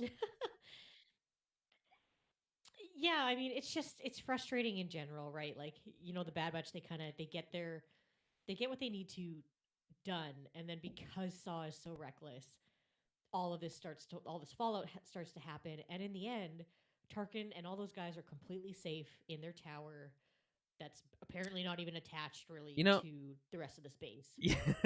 Yeah, I mean, they mentioned that they weren't able to plant explosives on the part where they are, so they kind of get out scot-free. Right. But and we didn't have it. I don't think we have a time to get into this in too much detail, but I think there is something to be said about Saw's plan, where it's like, killing Tarkin probably would have had a very big impact on how the Empire grew and changed, right? Tarkin's doctrine ultimately drives the creation of the Death Star because he feels like fear is the best way to control the galaxy. So, would have things been different if there was someone like Thrawn who was put into a position of much more strength within the Empire? His TIE Defender program, etc. Could have entirely changed? Maybe for the worse, maybe for the better. It's unclear. It's just we just don't know. But it's a compelling thought experiment. Anyway, they get on the rail car. They're being chased by another set of squad of troopers as they're doing so.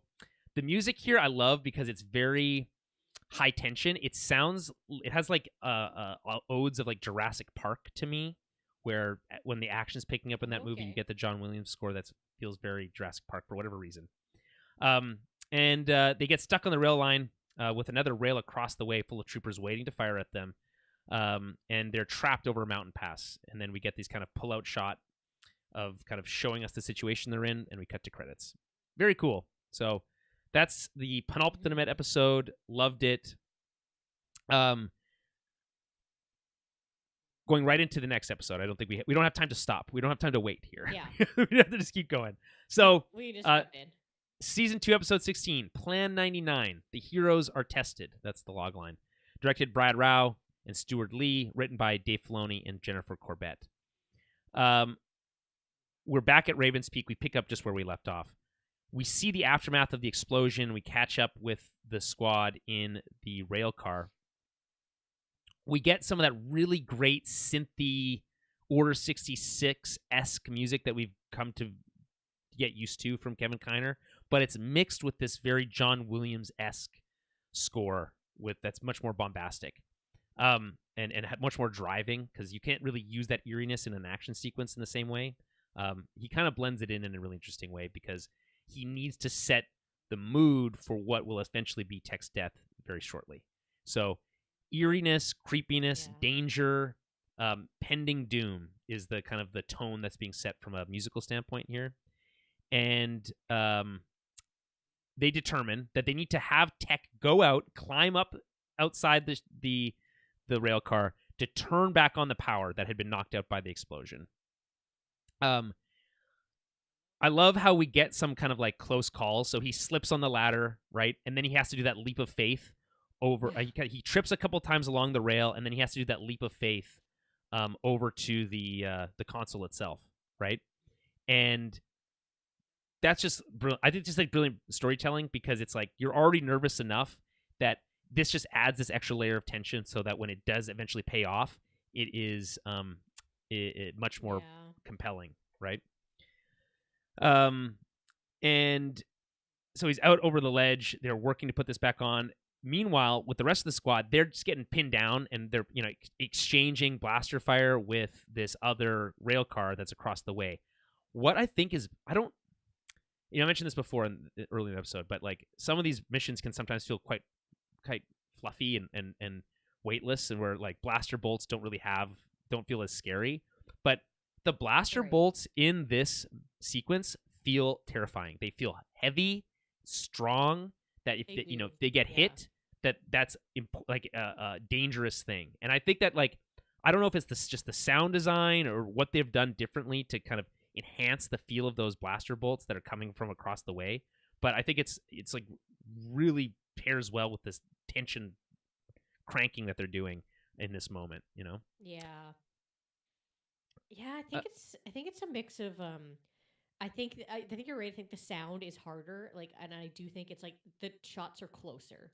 Like they're hitting just outside the door where they are. As soon as they pop out to try to like give some crossfire, it's just they're getting shot kind of back, right? They're having yeah, to fall back, the Bad Batch. So it's yeah, they do feel like these shots are a lot more pointed and they're a lot more dangerous. yeah. Commander Stinger says stormtroopers need more Gatling guns. I mean, in this scene, if the stormtroopers had Gatling guns, they'd even be more outmatched than they already were. So, but I feel Yeah. you. I mean, these shots already feel like they have the weight of a machine gun um, Mm-hmm. to them. So, um, anyway, Tech gets power back on. What I love about the sequence as well is it has some of my favorite action beats in it, which is when people are yelling things that are obvious, right? Like later on when Right. Hunter's hanging or Wrecker, Tech is hanging from the rail car. He yells at Wrecker saying, "Get him on board now!" Right? We need power back on. Yeah. Like we Yeah. need it. Like all these types of things that are like quote unquote obvious. When you yell them like that, gives them so much more power. So Hunter in this kind of leadership role, clearly feeling the pressure here, I think also does another great job of jacking up the pressure. Um, so he has to make his way back, but V-Wings are dispatched. I love how we get this kind of just slight moment with Tarkin where he's like, I don't care that the people, our own soldiers are under fire. Send the air support and just take these people out, right? Yeah. Which ultimately felt flimsy And anyway the air because. support, Sorry, go ahead. yeah. I was just gonna say the air support is scary. Like that's kind of when this started happening. I was like, oh shit, because that's when I started to feel like, okay, Tech's actually in danger because of where he is. It was giving Yeah. me kind of flashbacks to like the Solo movie when you know, Oh yeah. I'm terrible at the characters' names. You know, when she's setting up the bombs or Yes, with the whatever, Viper. Yeah, with and the Vipers. Yeah, yeah, yeah, yeah, yeah, yeah, yeah, yeah. with those kind of droids, she gets pinned down. As soon as somebody's like pinned down by themselves, and you know they're gonna have to like run back across like a narrow way, but there's Yes. ships coming in now. It's like they're Look out. really pinned down at this Yeah, point. Like they're in a really bad spot. Yeah. yeah. So I love how Hunter's like, there's ships inbound, and no one else can see it because of his advanced senses. I just think that's a really cool moment. Again, Yeah. storytelling through action, and then the way that they shoot these V-wings is so cool. Like they come up, you kind of get this really close up shot of the wing as it like Yeah. pulls Oof. this like turn maneuver. I think it's just, and the sound design here again, they do sound scary. I've always thought the V-wings are very cool ships. So it's glad to see they kind of get this Mm. glory shot here. Um, so they make a first pass and they take out some of they actually get a pretty good shot on. It's pretty easy to hit a standing target of that size, I guess. Damaging the Right. rail car. Um, Tech is making his way back, and the ships make a second pass, right? But they get a shot on near where Tech is, and that knocks him off the rail. He's able to hook Yeah. himself onto the back of it with his like I guess what do we call it? A grappling hook. He's able to Grappling attach with his gun. grappling hook Yeah. and save himself, which is really cool. We've seen other characters do that in the past. But we also see Hunter take out two V-wings with just a blaster pistol, which is like absolutely Yeah. awesome. That was a little wild. Yeah. Um, I was like, those are some pretty precise shots to be able to do that. But he is yeah, a totally. super soldier basically, right? So Yeah.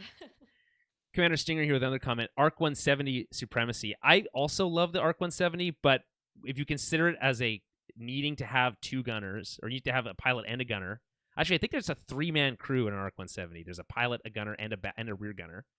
Um, it doesn't have the same maneuverability. I don't want to get in. I don't have time to get into this, but I do love the design of that ship. The Proto X-wing Arc 170s are very cool. I love the little like snub nose at the front of it. Um, okay, so where was I? Okay, so yeah, Tech is dangling. There's a second squad of B-Wings inbound, right? And they need to get the power back on. They can't move the rail. The power is back on, but they can't move because Hunter is hanging off, and because of the weight shift, it's pulling their car off of the rail, so they're not able to use it to move. So this is creating obviously this Right. crazy situation where he's hanging off, trying to climb back up, but as he does, it changes the weight balance again, and he's not able to do it. Right? Hunter's yelling, get him on board. Um, but Tech realizes what's going on. He's like, we have to cut the cable. Wrecker's looking down at him. Yeah. Don't do it. You can't do it. Right? The music at this point really starts to ratchet up the tension even further. I just think it's absolutely beautiful score here. Um, Ugh, Tech yeah. looks up and says, when have we ever followed orders? Plan 99. And takes one single shot, Yeah. hits the cable with one shot, and falls as the music cuts out and falls alongside the car. Um, the actual cable car that the rest of the team is on, lurches into action. Which I love about this is that it's instantly separates them. They don't have a moment to mourn, right? It just Yeah. boom. Omega No. is freaking out, right? She can't really grasp what's going on. Um, they're still in extreme danger. She wants to go back for him, but what do you go back to? I mean, there's nothing to. He's not floating in Yeah, the you air. can't. I mean, It's she's being irrational, but I would be too. no. It's just an Yeah, extreme moment. that's yeah, that's just how yeah. Yeah. What did you make of that kind of Oh, sequence? Do you think it was well done? it's so oh man, I thought it was very well done. Like it's so well done obviously because it like gets you right in the feels, right?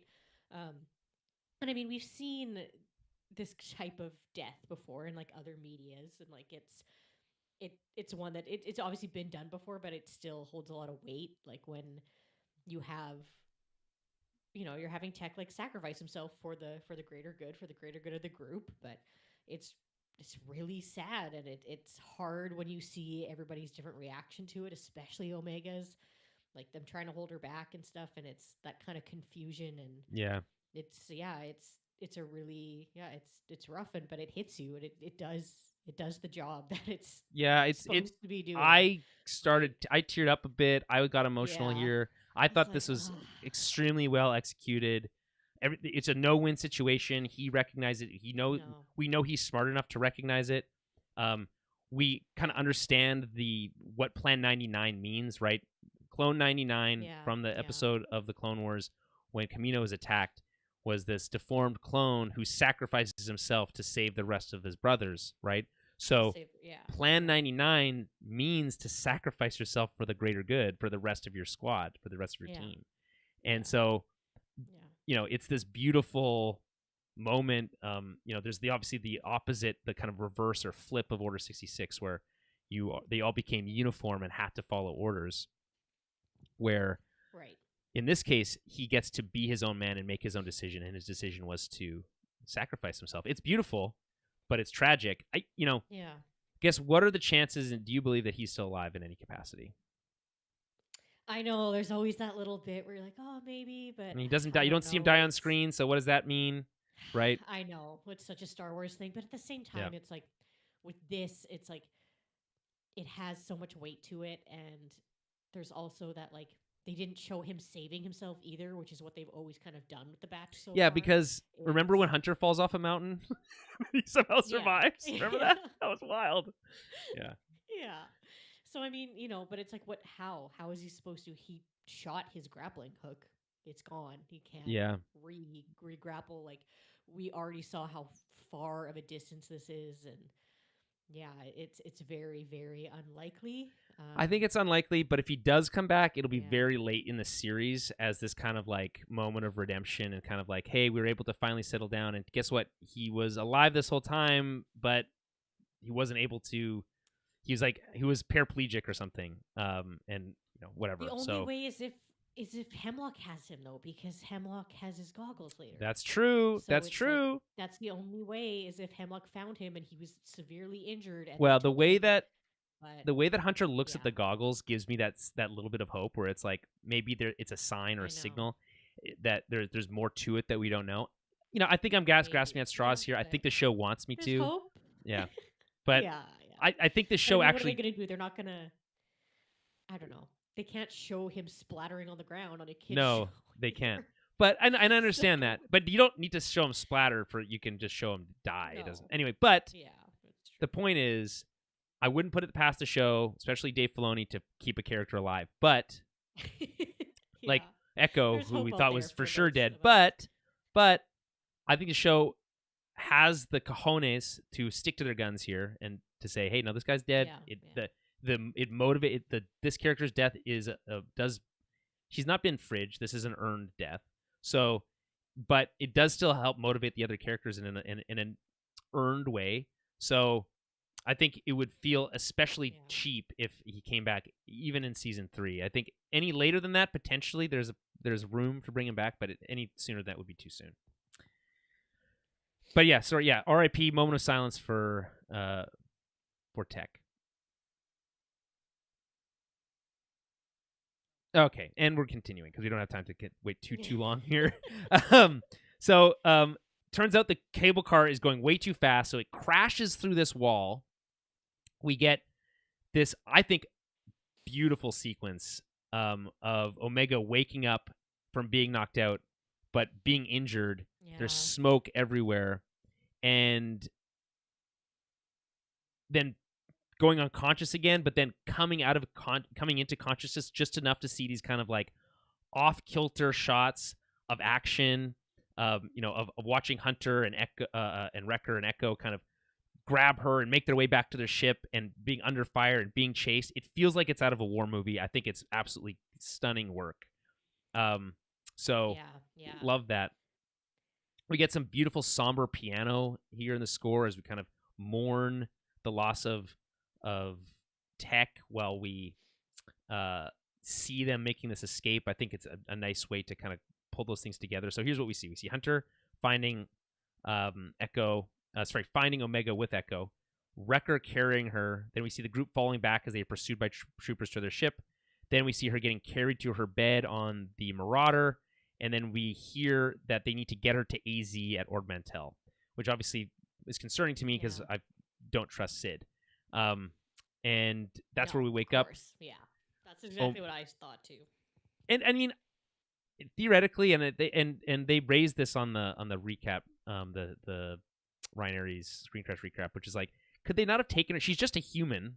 She's a clone, yeah, but she's just a human. Could she not have been taken to any medic? Like, why do we need to go to this character that we don't trust just so we can use AZ, who obviously we do like AZ, but is he the only one who can help them? I don't know if that's true. You know what I mean? I mean, maybe that's just like their own level of like panic is, they just lost It's what Tech, they know. she's hurt. Right. Like that's just what they're thinking, right? They're like, okay, well, we'll take her to AZ. That's the safest place to take her because she is a clone and we're clones and all this, right?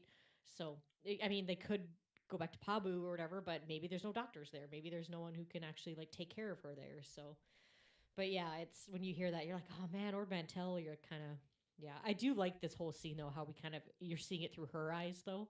And it's like that kind of first person kind of look as you like see them like scrambling to get on their ship and get away and all this. And it's confusing. And yeah, I just feel like it was done so well. Yeah, I totally.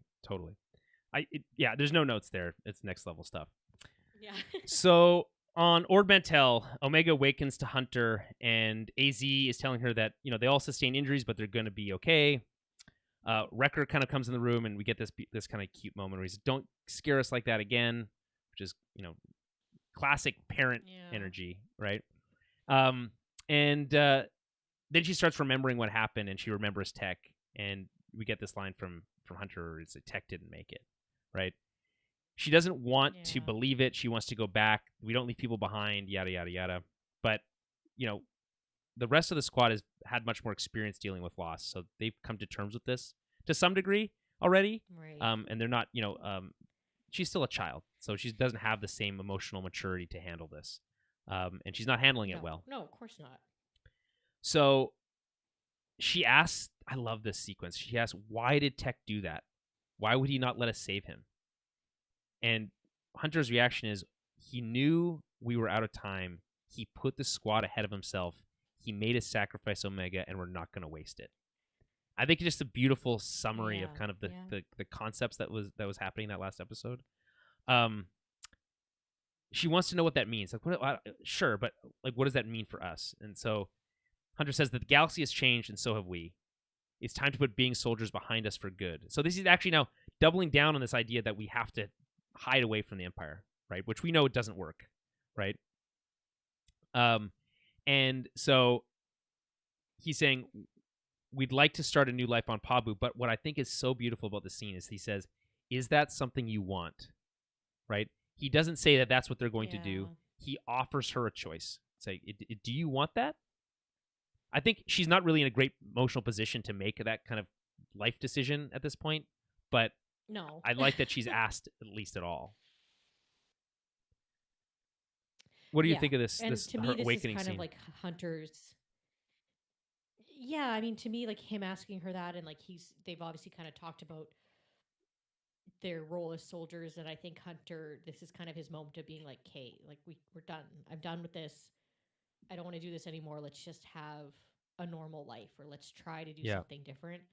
too much loss. So he's finally, yeah, he's coming around on this now, where it's too much now, and before he was kind of thinking like, as soldiers, they can't just settle down somewhere, but if they're not being soldiers, then maybe they can, and maybe Right. it's time that they tried at least. Yeah, I think that's fair. So at the bar, Sid gives Wrecker a drink on the house. Wrecker isn't interesting. He's not really feeling it. And you get this kind of nice little moment where he says, I liked Goggles. I always liked him. And Wrecker's response was, "Me too," is such a gut punch. I Ugh, thought really great yeah. line. You can tell that she's being antsy though, and we come back to that in She's a got moment. shifty eyes, She's and got I feel shifty like eyes for she sure. like, and she feels. I think she's just guilt. Like I think she feels Oh, so guilty. riddled with guilt, But 100%. yeah, Yeah. yeah. Not that it Um, makes it any better, but no, yeah, it doesn't. And in fact, her sad, mopey face as she takes her credits and walks away is like, sure, you feel yeah. bad It's about it, just but like, ugh, look what you've done, So, which yeah, I guess is the point. So, on the Marauder, Echo gets word from Gonki, of all people, that, yes, and Gonki is people, Gonki, that Imperials have arrived, but their comms are jammed. So, Gonki stays behind as Echo goes to get the rest of the crew. Love the shot of the Star Destroyer overhead and the ship emerging from it. I think that's really cool design. oh yeah, Um, Wrecker catches on to Sid's mood though. She's like, "What's with you?" And then she instantly goes to her placing blame or yeah, trying to not put blame on herself. She says that you had heat on you and you brought it here to me, and I had to make the best of a bad situation. But they weren't being followed. She didn't have to sell them out, so she no, does she that didn't. anyway. It's just an excuse. And at that moment, that's when the Empire burst in. We get clone commandos actually doing stuff that's cool, which is nice. I wish we got more of that during the Clone Wars era. So they take down Wrecker right away, who wasn't ready for this, obviously. And Hunter, who No, of picks up on course what's not. going on right away, buys time and sends Omega and AZ back to the ship through the tunnels. On the way down, she refuses to leave. She has this moment of refusal, and she just doesn't want to lose anyone else, right? And decides she's going to go back and try to help, which is a dumb idea, right? But I also respect her decision, you know. I Um, get it. Yeah, I get it. It's yeah. she can't take any more loss, right? We kind of talked about that already. So Hunter, No, of course meanwhile, not. confronts Hemlock, who is holding Wrecker hostage alone. Um, we get this kind of really cool standoff scene. I like how he right away kind of calls out. Hey, I know who you are, Hunter. That's not very strategic of you, Hunter. No, he's like, oh, you're a strategic guy. You can't just stand off against me on your own. That's not going to work, right? And then says, Yeah. you don't need your advanced senses to know that this isn't going to work out for you. He pays off Sid and tells her to leave. I love how he just tells her to leave too. By the way, like, I paid you. You've done your part. Leave. Yeah. Yeah, it's her business too, which is kind of funny. But you can tell Yeah. that she's conflicted. But ultimately, yeah, I mean, there's not much to She might get redeemed in the next season, but But screw she's this no, person. she still takes the money. Yeah, Like to blood me, I'm money. like no, like it'd be different if she didn't take the money and she was just She like, can't not keep take the it, and, money like, because in then front of all that's those Imperials, she has to take the money. She doesn't have a choice. She has to. If she why doesn't does she take the not have a money, choice to take the money? she doesn't have. If she doesn't take the money, she's the threat. She has to take the money in front of them. I She guess can deal with the money later, but she has to maybe. take it while she's in front of them. I also like how Hemlock staged it so she Yeah. has to take it in front of everyone, right? You have to own your betrayal. Yeah. You can't just do Yeah. it in the back room, right? Yeah. So Hemlock gives an ultimatum. Hunter is to surrender and hand over Omega in exchange for their lives. Hunter obviously refuses. Hemlock, intrigued by the paternal nature of Hunter, who I think even Hunter is surprised by that. He's like, well, weird of you to just call it out like that, but okay. Hemlock brings up Tech's passing, and this pisses off obviously Hunter and Wrecker, right, who are still raw from those emotions. He tosses over Tech's broken goggles, which is all he says he could salvage. This obviously reminds Hunter that he will kill Wrecker. He's like, you thought losing one of your team was enough. I will kill Wrecker if you don't do what don't put down the blaster and do as you're told, right? Yeah. Which is enough to convince him. He does put down the blaster, but he does pick up the goggles as well. And I think that's a nice moment. Hemlock is disappointed to learn that Omega has already escaped, but cut to the roof as she and AZ basically cause chaos. So she says, AZ, go find Echo. I'm going to stall the Empire as much as she can. So she shoots at Hemlock from the roof, basically. We get some really beautiful lighting, neon lighting, and some like atmospherics to kind of create this beautiful Ord Mantell city atmosphere. Hemlock offers an exchange: Omega for Hunter and Wrecker's lives. She doesn't believe him, and I think that's right. That's fair. Reminds me of the line from Mando last week, or earlier this season: "Never trust a pirate. Never trust an evil scientist." Yeah, never right? trust a pirate. Yeah.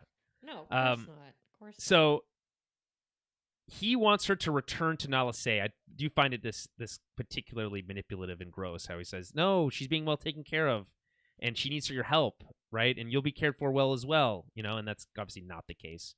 So extra scummy from his point of view. It's all a distraction, though, because Scorch, who's the one clone commando that we actually recognize, sneaks up behind her and takes her out. I love Hunter's like, look out! Like, he just looks so desperate. I just love that moment. Yeah.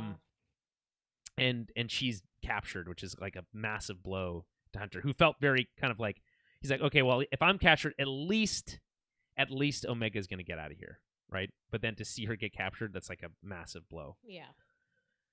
Hemlock orders a search for Echo with orders to send them back to Tarkin for questioning. I find it interesting also that Tarkin specifically wanted to question the Clone Force 99, right? The Bad Batch. I want to talk to them specifically. Why do you think that is?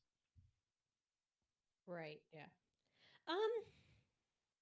Yeah, I don't know. I guess maybe just because of some of the havoc that they're causing, or yeah, He I'm wants not too intel, sure I why think, maybe on Tarkin this would care clone enough uprising context that he's trying to figure out, Maybe.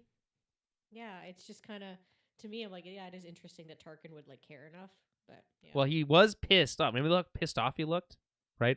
I also think it's interesting, right, the juxtaposition of having this summit designed to plan around the future of the Empire, right, and how they're going to establish control, already being sabotaged by units of an unorganized rebellion. It kind of undermines everything he's trying to do. And of course that would piss him off. I do think there's some kind of nice juxtaposition there.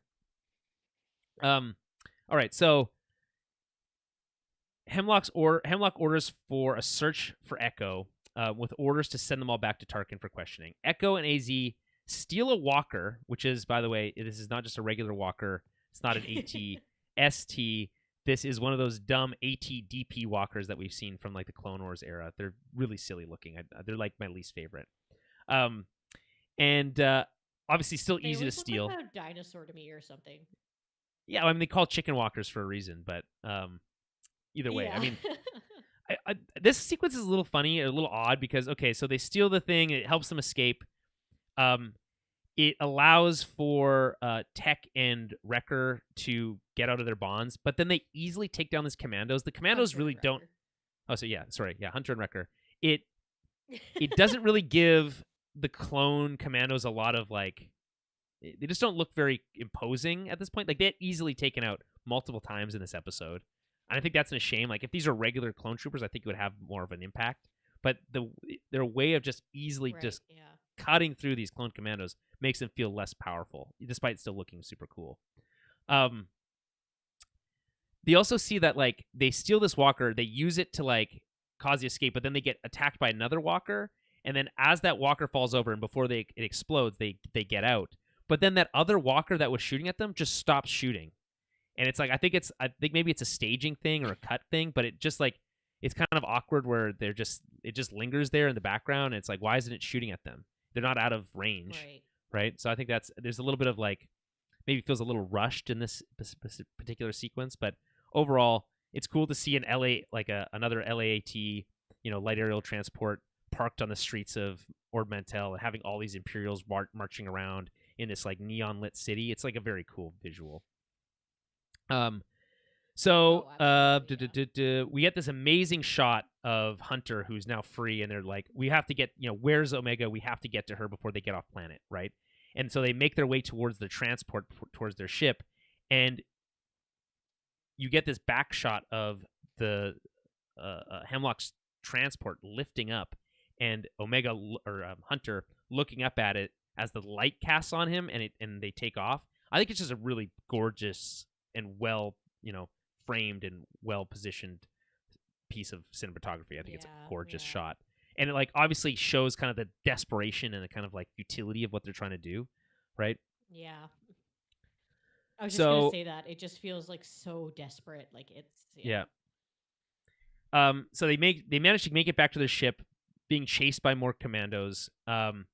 Their ship is damaged, but they're able to jump to hyperspace. On the ship, Echo notes that there's no way for them to track the ship that was carrying Omega. And Hunter looks, longingly at her bunk and says, with determination, "We are going to get her back, and we don't stop searching until we do." And so I think that's a brilliant setup for next Yeah. season, right? Like we now know exactly what their Yeah, mission it is, is. and I think that's really cool. Any final Yeah. thoughts on this escape sequence and all this stuff that happens on Ord Mantell? Oh, it's just you just feel bad for them. Like I just feel like they're getting so beat up. They've just had like such a huge loss, and then Sid betrays them, and like Wrecker gets caught. You know what I mean? It's like one blow after another for like Hunter and Wrecker, and Yep. like I said, it just feels so desperate and so panicked, and it's just hard to watch them not succeed this time. Um, yeah, and then with her getting caught in the end, and they're stuck. Like there's nothing they can do. And like, can you Yep. imagine? Like it's It in the must be so Star Wars frustrating. universe. Yeah. It's like it's huge, and like They could be the outer anywhere. room, the inner room, like could be anywhere, and it's just like how dejected that would feel to be like where do we even start? Like Yeah. how are we gonna get her back, right? So Yeah. I totally feel yeah, that. it's just yeah, it was such a good like kind of ending to this storyline, but startup for next season too. Yeah. But oh, it's just such a good like cliffhanger almost. But we don't end there. Mount Tantus, Hemlock arrives with Omega at the base, who is greeted by Nala Se under armed guard, of course. I love how Omega asks, "Why did they bring me here?" She doesn't get an answer, right? And she's sent to Dr. Scalder to treat her injuries. Hemlock and Nala Se have a little exchange, though. He notes the info that he got from the Prime Minister. We knew about that from earlier. That's like very beginning of the season, right? About how she cares about Omega. And she basically says, what the Emperor seeks is not possible, obviously implying the cloning of his body or whatever it is, right? As a Right. force sensitive clone, right? And he says, make it possible, right? Which is, I think, it's like, as a scientist, is that really how that works? But it's spooky. Yeah. Right. So, and he says, if you refuse or fail, Omega will suffer the consequences. Really just using blackmail and threat. To not blackmail, just threats. Threats on people you care about to get them to do what you want. Yeah. So Omega and Scalder have a little exchange. So she's left to wait in a treatment room and spots Crosshair unconscious on a bed. She wants to know what happened to him. Emery arrives and tells her that that right? Hold on. I'm just make sure I got this right. It's Scalder arrives. Apologies. Dr. Scalder arrives to tell her that he's recovering after not cooperating with the doctor. He's like, I told him if you didn't cooperate, this would look bad for you, and this is where we are, right? And she says, I want to talk to Nala Se, and she says that it finds it interesting that you trust the Kaminoan and not me. And she's like, I don't know you, which I think is fair, right? And Yeah. and then she pulls her glasses off, and I love, by the way, like, we haven't heard her say Omega, but then when she says Omega, I was like, oh, that's interesting, especially on rewatch. I told you Did you? she sounded like Omega in one of our other episodes. Did you? Okay, well, I'm sorry. I told you I don't remember anything. I did.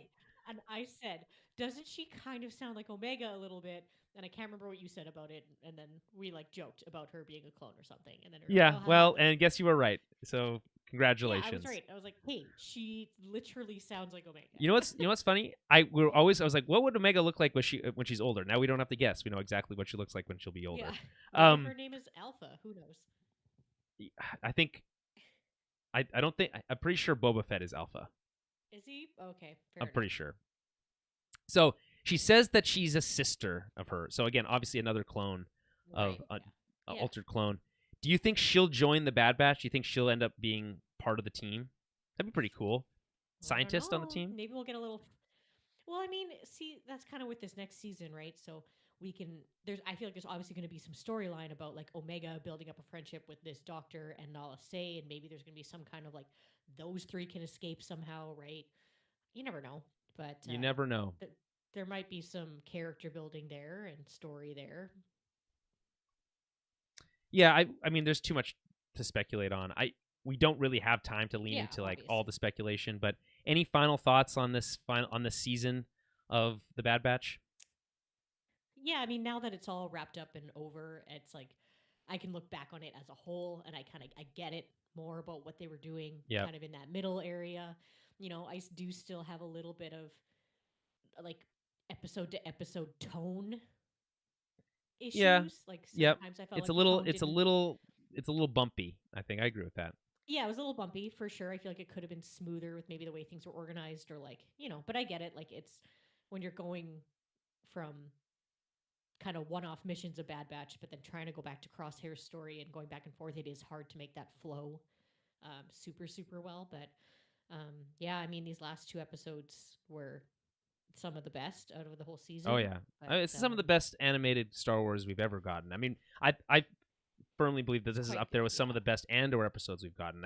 It's everything that Star Wars is this season. I think is everything that's great about Star Wars. It has it's great characters, compelling action, really interesting lore, exploring the kind of the implications of those lore elements. Right, putting a face to what does it mean to be oppressed by the Empire. Andor really had a lot of exploring of that. So is this, right? What does it mean to be a clone after the Clone Wars, right? These are compelling ideas, and they're explored to, maybe you could argue that they could be explored even further, but there is limitations of this being a kids show, quote unquote. So I think it does as good of a job as it possibly can. I thought it was great. Let's end on this. This is the user review for this episode from IMDb. It's a 10 out of 10. It's a 10 out of 10. This is reviewed by Conliner68367. Okay. One of the best anything Star Wars content, which I agree with. Easily the best episode of the entire series, up there with Andor level of quality, writing, and tone. God, this show just keeps eclipsing The Mandalorian. So I just funny when you compare it to that in like they're being coming out next to each other right now, and I don't think we need to tear down one thing to lift something else up, and we'll talk about The Mandalorian on its own merits later this week. The emotional payoff was excellent, and especially Kevin Kiner's fantastic story. I totally agree there. This was one time where I wish these episodes were a lot longer. I understand that there was some low parts of the story, which is why I wish they would release multiple episodes at once. I hope season 3 is more contained, as it seems like that will happen, as there are no more side quests currently. More lore about the Empire and Mount Tantus next season will help. I think it's obvious that next season will be more focused, right? So, but yeah, totally agree with that review. It is a 10 out of 10 in my opinion. Absolutely stellar season. like I said, no notes. Well, I guess there was a few notes, but not many. We'll say not very few, very few. Yeah. Um, on that lovely note, R.I.P. Tech, always in our hearts, of course. We are gonna, as I mentioned before, gonna cover Mandalorian. We'll continue covering Mandalorian through the season, and then we'll take the show will take a break until the next Star Wars television moment comes out. I mean, there's things like Jedi Survivor. We'll see if we can cover that maybe a little bit, and we'll talk about that in the future. But for now, I hope you enjoyed our coverage of the Bad Batch. Absolutely loving the show. One of my favorite Star Wars things, I think, maybe ever. And I'm looking forward to covering season 3. Who knows when that'll be? Probably next year. I'm guessing it'll be a 2024, either extremely late 2023 or very early 2024, is my guess. It seems to premiere around January timeframe. At least it did this year, and I feel like it did the first season too. So I wouldn't be surprised if that's the case. Look for probably a trailer at Star Wars Celebrations and an announcement of the next season. And as I said, this show will continue for the next 3 weeks with Mandalorian coverage. Hopefully that show picks up as well in the same way that this one did. But until then, may the Force be with you.